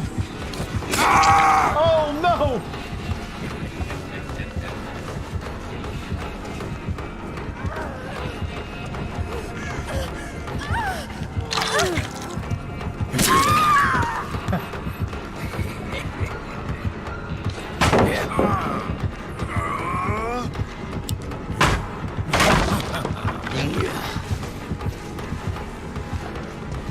He's just gonna slug the fuck out of all of us.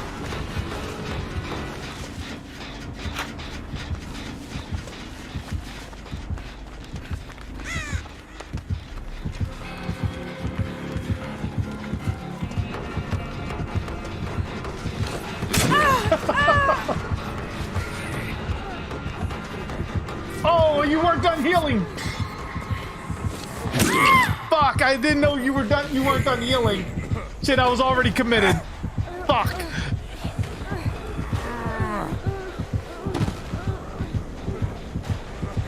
Oh, he brought in an ebony. So I wonder what the fuck.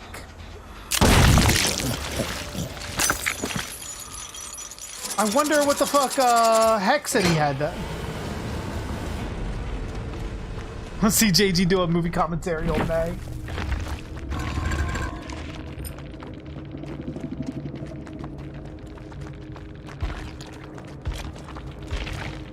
Oh, that was fun. Let me see. Oh, you got up, Geek. Oh, that's right. You do have no mither. Fuck.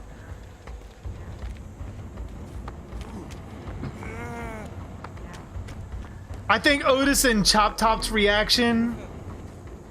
I think Otis's reaction to Chop Top would be similar to how he kind of treats Baby. Or even, yeah, I'll probably say Baby. Like, where he would fucking sort of like jaw off and like talk shit. I think it'd be more interesting to see what Chop Top would say to Otis. Because I can see Chop Top saying whatever he can to piss Otis off. Especially if he knows that he's getting under his skin.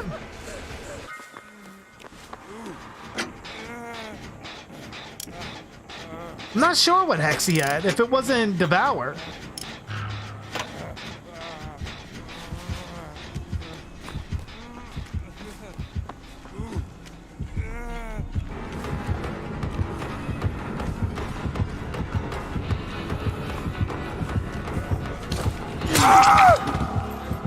Especially because he's got an ebony, because there's no reason to bring an ebony in if you have Devour, unless you're doing it as a backup.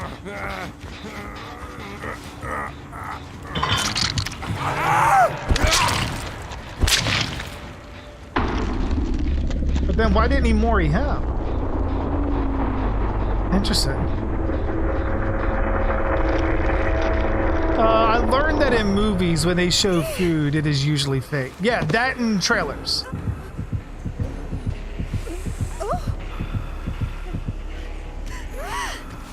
Like commercials and shit, like for restaurants and stuff like that. Oh, are you gonna Mori? Oh yeah, okay. There you go.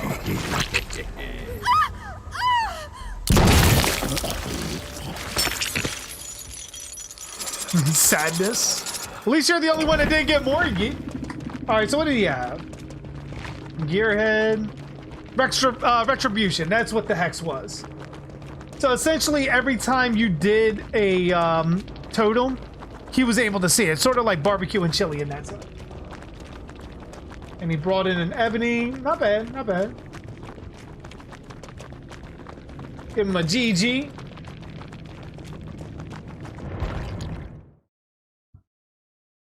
Oh, man. But all right, guys.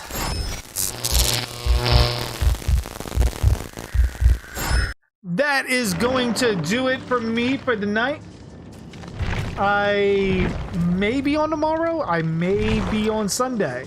I am not entirely certain, as pretty much this is a unique week with me having off these many days as I take care of Amanda, getting her back up to speed. But I will see you guys in the next one. Make sure you are hitting that follow button. You are hitting that subscribe button. You are hitting anything that notifies you when the stream is on. So that way, when I do go live, you guys know about it as I hit the button.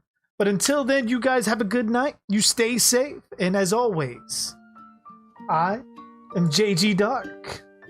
And thanks for watching. You guys have a good night.